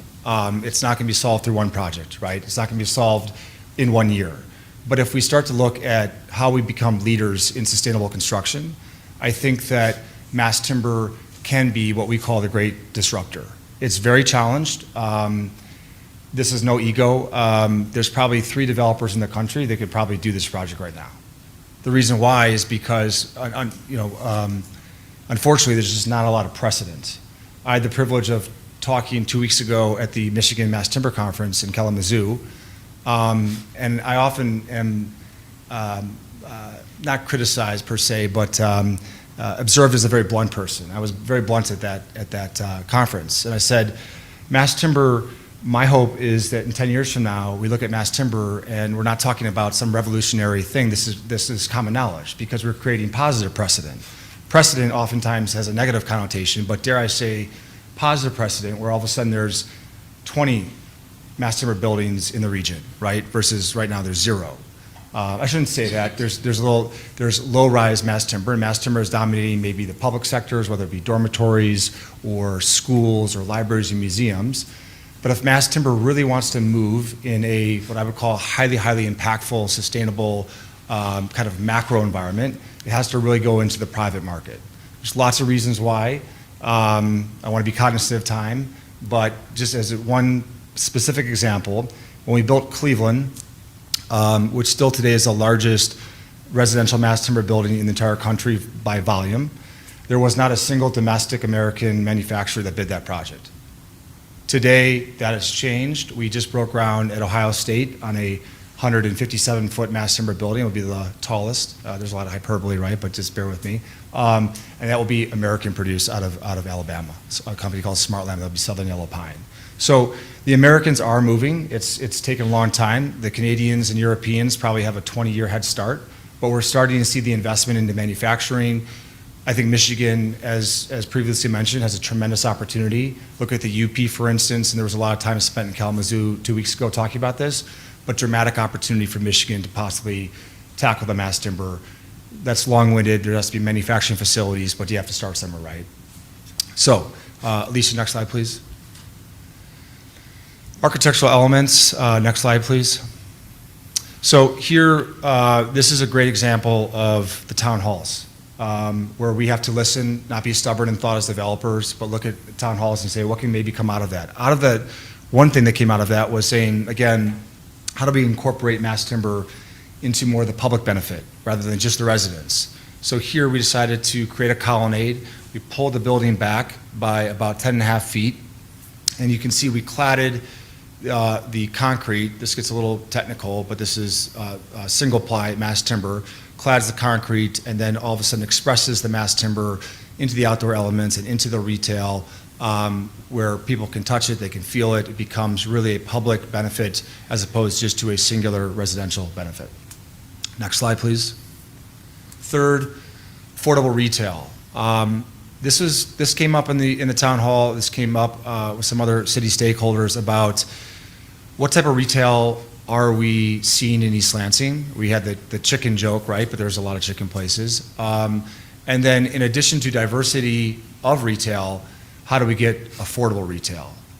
Next slide, please. So as we look at this particular site plan, as a suggestion, as a developer coming out of that, the town halls, consider for a second the art requirement, right? The art requirement, as you guys know very well, is a $75,000 requirement. Personally, and I'm not trying to steer here, but we see lots of murals happen naturally, right? Mural after mural after mural after mural. What if we take this art requirement, we say, why don't we go deeper? Why don't we take this retail and actually create affordable retail for an art gallery or for artists? So more specifically, if the retail market on Grand River is, let's say, $40 a square foot, triple net, of which really only nationals can actually pay that rent, we say we're going to subsidize it and go down to $20 a square foot and earmark it just for affordable art retail. We would suggest that that's a much more high impact type of way than just a $75,000 art requirement. Maybe we do the $75,000 art requirement in addition to, it's fine, right? But here is coming out of the town hall saying, okay, let's diversify our retail and find a way to help a local retailer basically compete against national that have more resources, right? Next slide, please.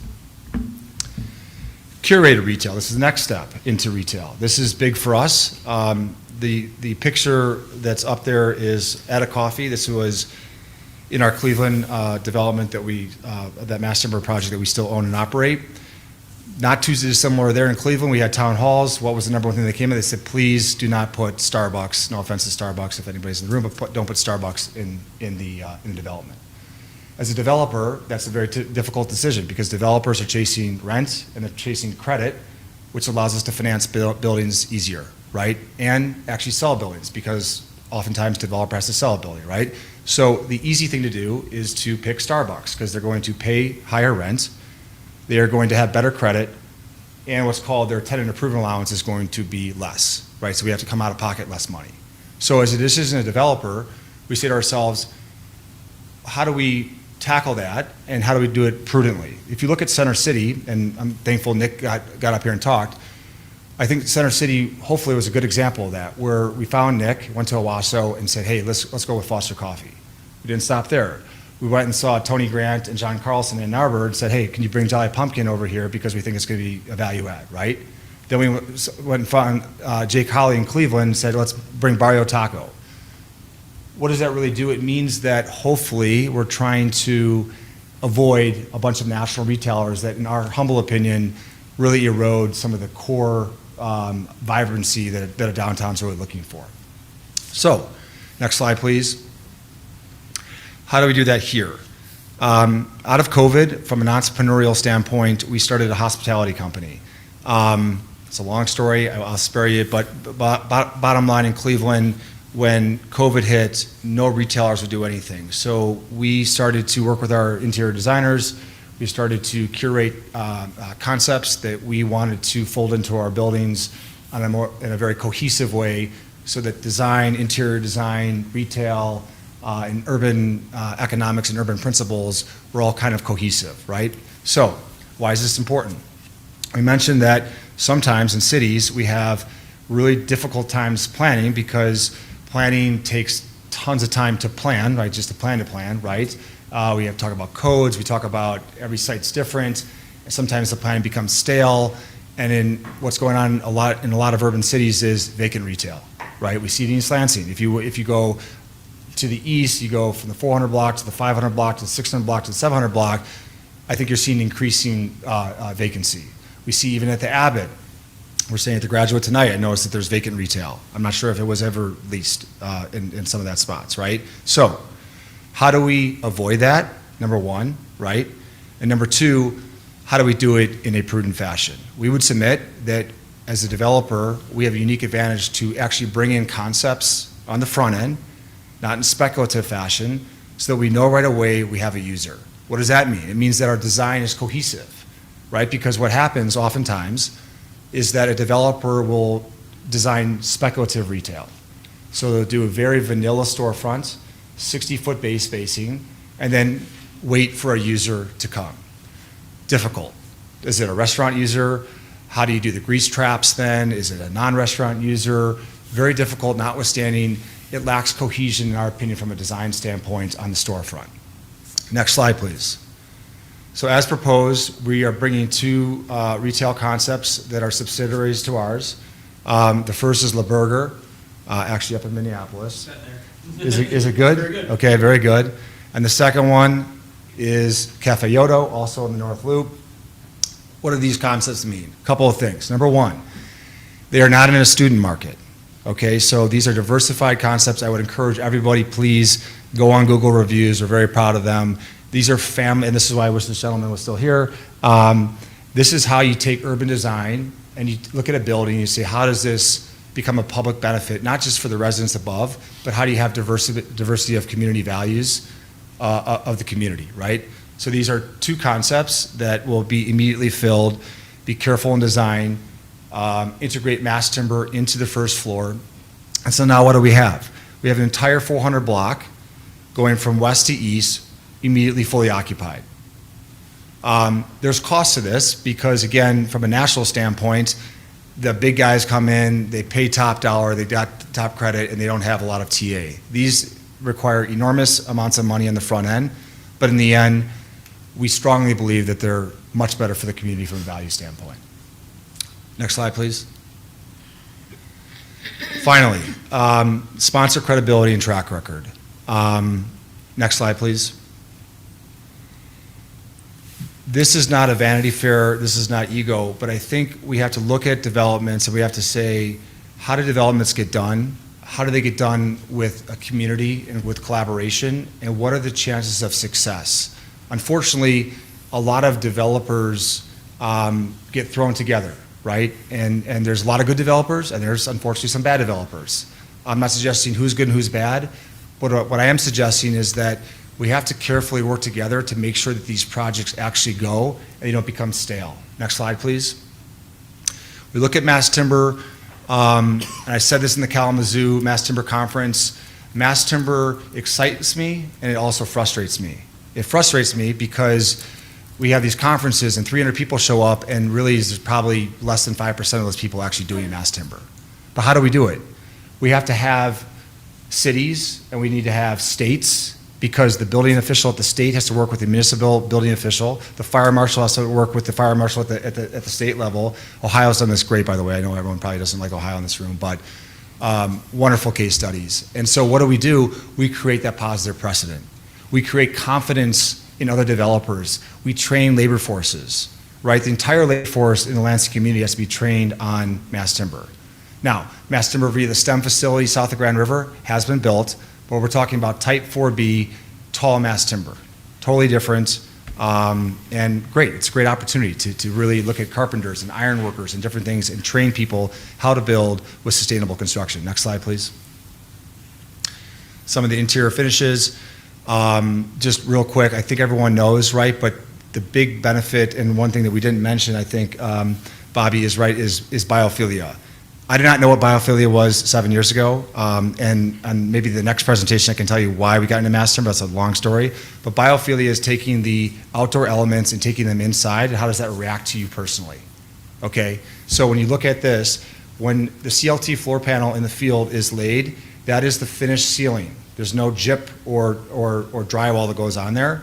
So your living rooms and your bedrooms are wood, and you have this biophilic condition that, I know this sounds crazy, but it's just soothing, and the building just speaks to you differently. Trust me, I was schooled to look at real estate as a commodity. This is anything but. Next slide, please. Again, precedent, credibility. What is the chances that, you know, there can be a lot of sometimes hyperbole, right? A lot of sometimes rhetoric. What are the chances that actually get done? I can tell you as a developer, we're one of few in the country that can get this done, and we are blessed to have just broken ground 2 months ago on a like-kind project, mass timber at Ohio State University. Next slide, please. Finally, legacy. When I was driving over today, I live in Wisconsin. Luckily, there was no snow today. It was sunny. It was an easy drive. I wrote down 2 words that kind of came to me. Leadership and legacy, right? Leadership and legacy. To me, I think that epitomizes this deal, because leadership, we have Howard Ballline that Brad spoke of, came in 1960, I mean, just bet on East Lansing, and it was great, right? It was probably has employed tens of thousands of people, hundreds of thousands of Spartans have received books from the student bookstore, right? And so what great leadership that was. And how does that leadership now, what does it look like today? What's the next chapter of that leadership and that legacy, right? And I think that, listen, we're just a developer that's passionate about mass timber, but I think if this development makes sense for this community, the community needs to understand the dividends that this project will have far beyond the project itself from a singular level. What's the ripple effect beyond just the project? Otherwise, if we don't understand mass timber, let me give you one final thing, which is really, really interesting, actually. I should have brought this up earlier in the presentation. Notice that we're asking for 167 feet 8 inches versus 160.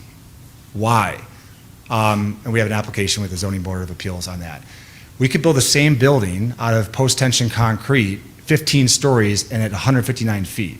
So do the same building at 15 stories out of mass timber, which is immensely more environmentally conscious, not even close, because the floor-to-floors and the beam spacing, and it just, we can get to another discussion, the same building is effectively 8 feet higher, right? So to reduce it under 160 feet, we have to lose our level of residential, which makes the project financially unfeasible. To get the same 15 stories, to make it financially feasible, we have to go through the Zoning Board of Appeals. So I'm glad I remembered that. But anyway, leadership, legacy, I would submit to you that this is a community project. This is not a Harbor Bay project.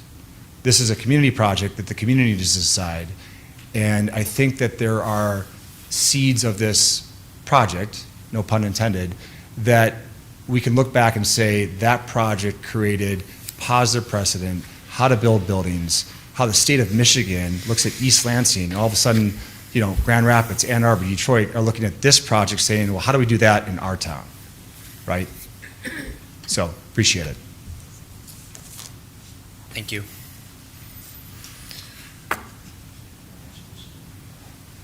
Anybody else from the applicant want to come forward? No, I was just going to come up. Probably be some questions, but I was going to wait till you were done, so I'm not sure who to direct each to. Yeah, so again, I know that this is the first meeting we've been to. That's why we kind of wanted to take a little bit of a higher level approach. Been working with Alicia weekly over all of the different details and subjects and items, and we definitely have a lot still to answer, which is why we do anticipate coming back on the 14th and discussing this further. I know it's been a long night. There's been a lot of details, so I guess any questions we can answer. I can answer some specifics. We can ask some of the speakers to come back up. It's really up to the commissioners. Questions? Commissioner Denault, and then Chapin. Can you share some more details about the reworked parking?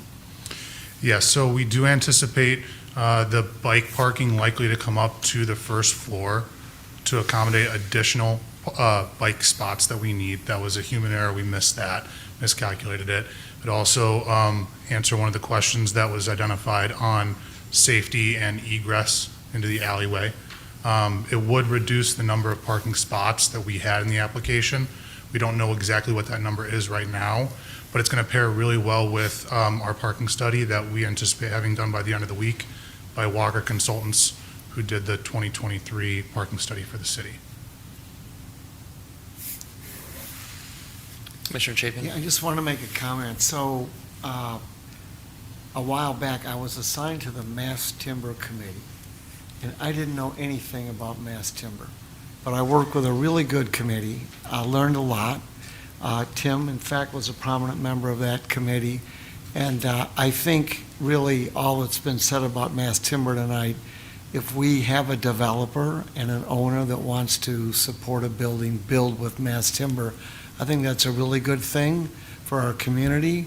And I think someone's used the word model. It's a model for others that want to do things like we're doing them in East Lansing. There's a beautiful model already in place on campus, the STEM building, located between the stadium and Erickson Hall. And, you know, that's built with mass timber and a really nice example. But I would give thumbs up to, you know, the project's a different issue altogether, but the fact that we're talking about mass timber in this setting, just, you know, really a few months after you assign someone from the Planning Commission to represent us, I feel obliged to bring that into the conversation. Thumbs up. So. It's good context. Thank you. Yeah. Questions or comments? I think a lot of mine were answered. It's, you know, I think there's still a lot of outstanding items that city staff is waiting, and a few items were noted in the agenda packet. I don't think I need to belabor the point on those because it's late. I think that the parking is something that's certainly going to be a nut to crack. I don't know if you've explored similar options with off-site parking, not in the ramps like the commuter lot and those options, but do you want to speak to that generally? I'd say generally speaking, it's going to be a combination of the results that come from the parking study, the traffic study that we should have as well shortly after Christmas outlined. That won't be completed until after students come back. And I would say one further that there is precedent, at least again, Ohio, but in our Ohio State project, we do have zero parking. It's always a tricky subject because it also comes down to the financing and whatever the debt servicer and equity partner would like. I know that the metrics we currently have that we've developed in the past with Center City, we had a 0.3 ratio. At that level here, we need about 275 spots. Alicia's already talked to the fact that the parking department said that there's 215 total. We just have to continue to work at it. That is along the same lines as in the agenda packet. You'll see that there's a 2-page Excel document that I put together with all 72 open items. Full intent is to continue to address all of those, close them out, track them with all of you as much as you'd like, but more specifically with the planning department to ensure that everything gets addressed in the correct fashion. As far as stormwater is concerned, is that something you're working on as well? Do you have any preliminary updates on what you're planning for that? We're still really early in the process of engineering in general. One of the things with mass timber that we have to ensure we do is with the community stakeholders, that everyone is engaged, that it's what they'd like to see. We kind of have to get through the 7th with the Zoning Board of Appeals first to ensure that they don't want to deny that additional height request. Because if they do deny the request, we'll be forced into a concrete style building, which doesn't necessarily impact the stormwater question, but getting ahead of the engineering right now would then cause rework and delay the deliverables to the Planning Commission. So I could say for certain we've gone above and beyond the requirements. Usually with local municipalities in Cleveland, we worked with the Northeast Ohio Regional Sewer District on a bunch of different subjects in order to ensure that we met their requirements, which were above and beyond what the city of Cleveland required. For this, it's really not a big issue to me whatsoever. Very simple to solve. And when Alicia mentioned that they were looking at proposing the new ordinance to require additional stormwater retainment, it's a non-issue as far as I'm concerned. Okay, thank you for that background. Can you speak to the ask of 4 bedrooms? Is that a necessity for this project? How many, what's the composition of the building going to be generally with 4-bedroom, 3-bedroom, et cetera? For certain, there's 80 total 4-bedroom units out of 361. It is a financial requirement in our underwriting to make this project feasible. So that would be another one that after the 7th, if we received a denial, we would have to go back to the drawing board for certain and see if there's any other way that we can meet the requirements for underwriting. But I think if you're interested in looking at that application, once it becomes available, if it's not already available, there is definite data to back up that ask, and it helps drive the density that I think a lot of other people have already spoken to tonight. And then for the diversified housing portion for the ordinance, I don't think that was addressed here. I know there's potentially talks about modifications to that. Do you have any contingencies if there were to be no changes for the ordinance? How critical is that component? No, it's definitely a requirement for us as well. So you can see there's a lot of different things working in parallel here, which is why we wanted to at least start the conversation.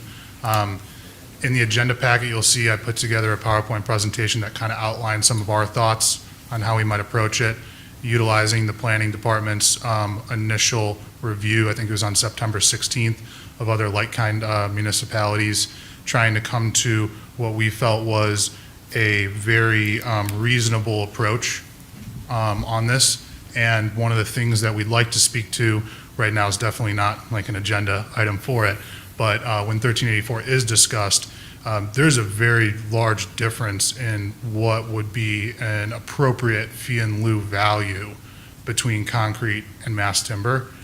And that's really driven by the fact that concrete is quicker, I shouldn't say quicker, it's easier and more affordable to build. That plays into the overall calculation and to what the potential fee in lieus that could be proposed would be in terms of value. Thank you. And then I'm going to ask a similar question that the vice chair asked to a previous applicant regarding construction staging, and are there any significant differences with mass timber? My understanding is a lot of the materials come pre-prepared on the front end, and what would be the plan there? It's a pretty tight site. So I have a unique ability to speak to a lot of the construction side of things because I've been in the construction industry prior to working more on the development side. One of the things that'll be important just to note for the community members who work and live in the area surrounding the property would be that once we get above that 4th floor of concrete, instead of concrete pump trucks arriving every day and doing pours, we still do have trucks arriving, semi-trucks, but they are just-in-time delivery from a local storage facility where the mass timber is pre-prepared. They roll up, they get rigged, set into place, and they roll right out. So it'll be important to work with the building department to figure out what the right MOT plan would be in that in and out fashion, but it'll be a really quick and easy process and much quieter, as Bobby talked about earlier today. So Thank you. Sorry. Commissioner Sobolewski. Yeah, it just spawned a kind of a follow-up question. Where does the mass timber come from? And Right, great question. Right now, Mark alluded to it a little bit earlier. Our first project, we worked with Binderholz out of Austria. The next project in Ohio, at Ohio State, we're working domestic, as that's one of our drivers. The only current domestic manufacturer that can support the volume that's required for that project is Smartland out of Alabama. Unless there's a massive shift and there's more manufacturing plants that come online before this project is realized, we'll likely have to work with one of those 2 manufacturers. Any other questions for the applicant or city staff? I know you like your trees, buddy, but at the same time. I wouldn't know. All right. I actually do Commissioner have, Denault. yeah, I actually do have a question. The I was interested in the town halls that y'all held, and if you had a sense of who the people who attended those town halls were. Were they residents? Were they students? Were they longtime residents? Were they part of the Bailey neighborhood? Was there any sort of, I think, additional context or information that you can share about where the feedback you received came from? For certain. I was not personally there, so I'd rather defer to Mark. Maybe in retrospect, we should have had a sign-in sheet, so I can't specifically say that. But I think they, Yeah, I don't need like names and addresses. Yeah, right. No, it's okay. Greg and Brad can speak to that as well. But I would say they were very diverse. Actually, there's probably not a lot of students there, to come to think of it. A lot of professors, a lot of neighborhood folks, and quite honestly, a lot of people that didn't like the project. To be very clear, I'm not going to sit here and say the majority, but I thought that we actually, I forget, there was one gentleman, we had the second one at the bookstore, who was pretty vehemently against the project, and I think we found some similarities by really breaking down the components of the project, the different public benefits. I don't know if we won him over, but we did talk afterwards, and he said he was very surprised. So I think that we learned a lot about, the whole chicken thing was like a 15-minute tangent. Everyone was laughing. But just the different things that matter to people. The retail was really big. Spent a lot of time in that. We spent a lot of time on 1384, broke them all down. Not saying that I am not here to say that I'm right, but we actually talked about it, whether it be condos or senior. I think everybody knows we're the developer that did the senior. So senior to affordable to how do we do affordable to MISHDA to 9% to 4% tax credits. How does that all get worked out? What are the challenges, right?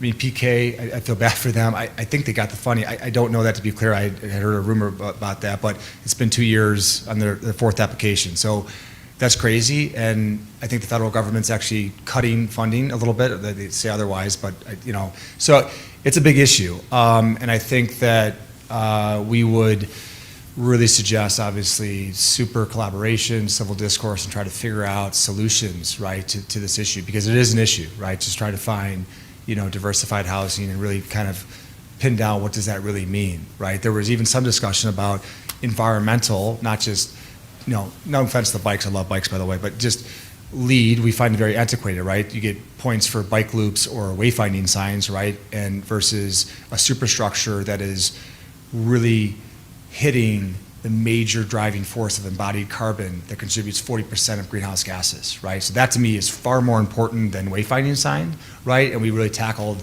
that as maybe a form of diversified housing. So anyways, I know that was long-winded, but I would call it a diversified group of people between Foster Coffee and the bookstore. Yeah. Any last questions?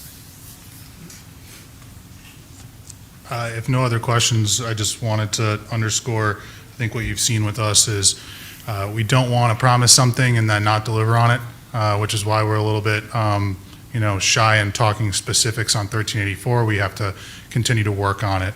The 72 bullet point list, we want to continue to truncate that down and be able to come on the 14th with hopefully 30 or 35 items answered. But we definitely do need to continue an open and honest dialogue and ensure that we understand what your thoughts are. So when you get a chance, if you could write Alicia and let her know if you have any additional questions or any thoughts, anything that you'd like to follow up on, we certainly want to be there to assist. Great. Thank you for your commitment to the process. Okay, seeing no additional comments or questions at this point, we will open up the public hearing for this item. First up is Dan Bowman.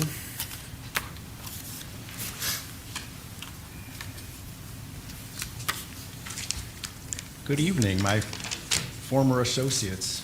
My name is Dan Bowman. I'm an architect and a practicing professor of construction management at Michigan State University. I stand here fully in support of both this project and the previous project. A couple of weeks ago, I spoke to council about the possibility of expanding the definition of diverse housing that we find in Ordinance 1384. As you know, I said I was on Planning Commission from 2015 to 2023. In 2016, I supported the diverse housing amendment because I thought they would be beneficial, but I would submit that time has proven otherwise. And I'll get back to that at the end about my idea. But when we talk about zoning as sort of your foundational document, we generally talk about what is the highest and best use of a property, and one-story retail on Grand River or parking lot, a surface parking lot in our downtown development authority is not the highest and best use of these properties. And we've been told by the previous presenter that we're looking at about $1.3 million of tax revenue, $1.6 million for this particular property, and as financially strapped city, I don't see how we can take those numbers lightly. We don't give away those things we don't need to, obviously, but I think we have to, that has to factor into ultimately our decision. The increased patronage that these properties are going to bring will activate the streets, right? Gathering that critical mass that ultimately is going to bring people to the businesses that are currently struggling. I'll come back to that again as well.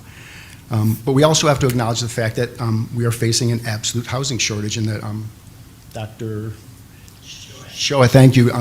I found your writing very compelling, but that we've gotten effectively no new building in East Lansing in the past several years, and we're seeing increasing enrollment at Michigan State University. How can we continue on that path without providing some sort of opportunity for new housing? Now, granted, it's not reduced, it's not sub-market housing, but again, going back to the good doctor's report, the basic economics, right? It tells us that if there's going to be an increase in supply, that's going to, by definition, going to reduce the price, the rents that are going to be asked for in these properties, and ultimately, by the sort of the domino effect that he described, potentially could bring this market to more people. Cities are messy. Cities are incomplete.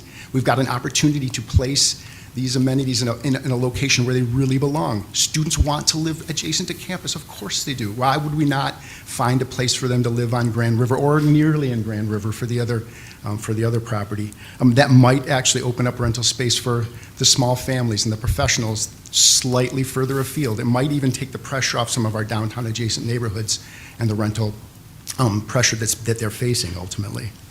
Both of these potential projects could potentially reduce the amount of parking that's ultimately needed by increasing the walkability that we all talk about and that we all want to see, but that we have to provide that opportunity for people to be, so that there can be businesses that are supported, so that it sort of works in that cycle where one follows the next. Again, we're going to be reactivating the street with the people that are going to be provided by these properties, but also Mr. Bell has talked about this curated retail and this opportunity for a small art business to open. So they're providing not only the people, but potentially the places for them to go. And I'll come back to my point about Ordinance 1384. As you know, through the pandemic, Commissioner Christopher Wolf, Commissioner Cindy Williams, and myself all worked on the Shaping the Avenue, the form-based code, which has not seen the light of day since then. But there was a provision in the code that provided for an opportunity for innovative housing solutions, or innovative solutions in construction that would provide the very benefits that staff has described in terms of the bonuses. In this case, it talked about sustainable materials such as mass timber, and it also required a performance bond that would ultimately ensure that those sustainable provisions were ultimately included in the proposed building, right? Here's an opportunity for you to potentially take another look at that ordinance and introduce a different kind of diverse building. Right? It doesn't have to do with the people that live there, but the materials from which it is made. Mr. Bell also talks, or Mr. Bell had mentioned something about the pilot program that they talked about in terms of providing additional financing, or financing for low-income or sub-market housing. Anyway, as you're all aware, right, and it's getting late, but we've served later than this before, have we not? Your task here, of course, is to provide guidance and advice to council regarding land use policy. And as I tell you, right, do your homework, show up, speak your mind, and ultimately vote your heart. Those are the things that I asked you when I sat in Chair Sullivan's seat. This is certainly supported by the comprehensive plan. You have an opportunity to speak your mind, hopefully vote your heart as guided by the zoning ordinance. Again, I live 4 blocks from the previous development. I live 6 blocks from this. This is my neighborhood. I would very much like to see this put in place. And so sort of in closing, to the vice chair's question and then followed up by the chair, if these projects do come online at the same time, those blocks will be busy. They will be chaotic. And I think it falls to all of us as citizens of this community to support the adjacent businesses during construction, absolutely during construction, and not only that, but to continue to support them afterward. Time. Wrap up your thought if you can. No, that's actually, I can end there. Thank you. Okay. Cliffhanger. All right. Last card, Chris Reichert. Hi, everybody. I know you guys are exhausted. Good evening, Chair, Commissioners. My name is Chris Richard, and I am the General Manager of the State News Media Group, which is the independent nonprofit student-run media organization located in the two-story commercial building to the east of the proposed development to Howard. I'm joined online by some of my board of directors who are on my executive board, as well as in person by our secretary, Jake Roman. The ground floor of our building houses 3 established businesses, Panda Express, Detroit Wing Company, Unicha Sweet or Ice Cream, and our newest tenant, Foxtail Coffee and Gelato. The second floor, though, is home to our office, the State News, and our website development company and app company, mysnworks.com. First of all, I want to start off by saying we are grateful to the Bauline family and to Howard Bauline, late Howard Bauline, for agreeing to sell the building to the State News when we were no longer allowed on campus at Michigan State University. We have been serving the Michigan State University and the City of East Lansing community since roughly 1909. We've been independent since 1971. I'm here as a representative of the organization and on behalf of the State News Board of Directors to express some concerns about the proposal's impact on our property, our tenants, and our future development of our potential parcel. Let's talk about the compatibility and scale concerns.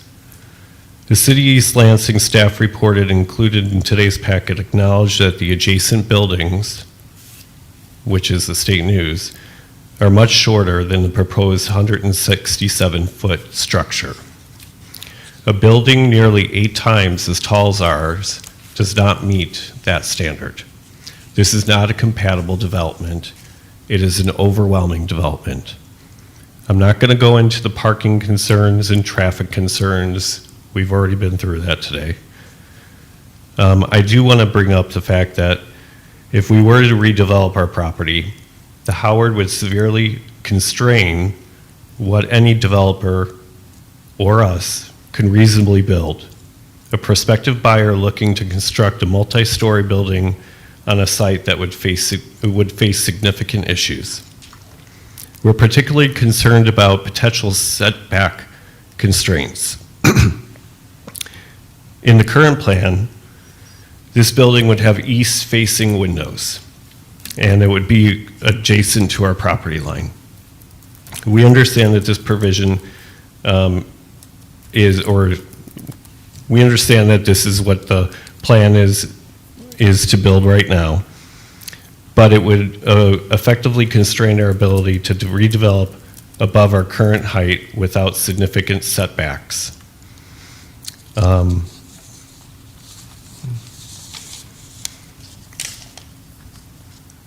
So we're asking the Planning Commission to do a few things on our behalf. We're asking for any sort of information or we're asking for, let me rephrase, I'm sorry. Consider deferring the recommendation or decision until after your zoning Board of Appeals rules so that you guys can evaluate the project as it will be built. Understand the significance between the 2 buildings and the scale structure. confirm that with its east-facing residential adjacent windows to our property, it does not trigger setback requirements otherwise constrained to our future development. Require a detailed construction management and adjacent property protection plan before any recommendation moves forward. Let me lastly end with this.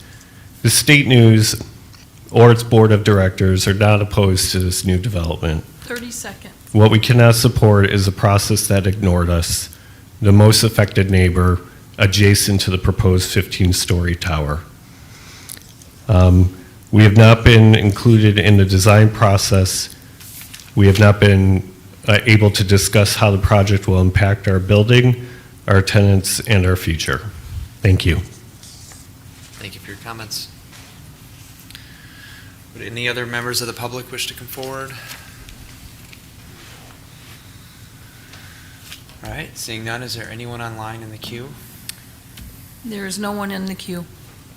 Great, thank you. At this point, we will close the public hearing for this item, and we will presumably see this at the January Planning Commission meeting with updated information. All right, thank you. All right, as we have no new business, that takes us on to item number 9, commissioner concerns. Any concerns from commissioners? No, sir. It's a good meeting. It really was. Long. It was a good meeting. Thank you for your patience with me tonight. All right, is there a motion to adjourn? So moved. Moved by Commissioner Denault, seconded by Commissioner Putz. Seeing no discussion, all those in favor vote aye. You have a second. Aye. Opposed, nay. Motion carries. We're adjourned at 10:34 PM.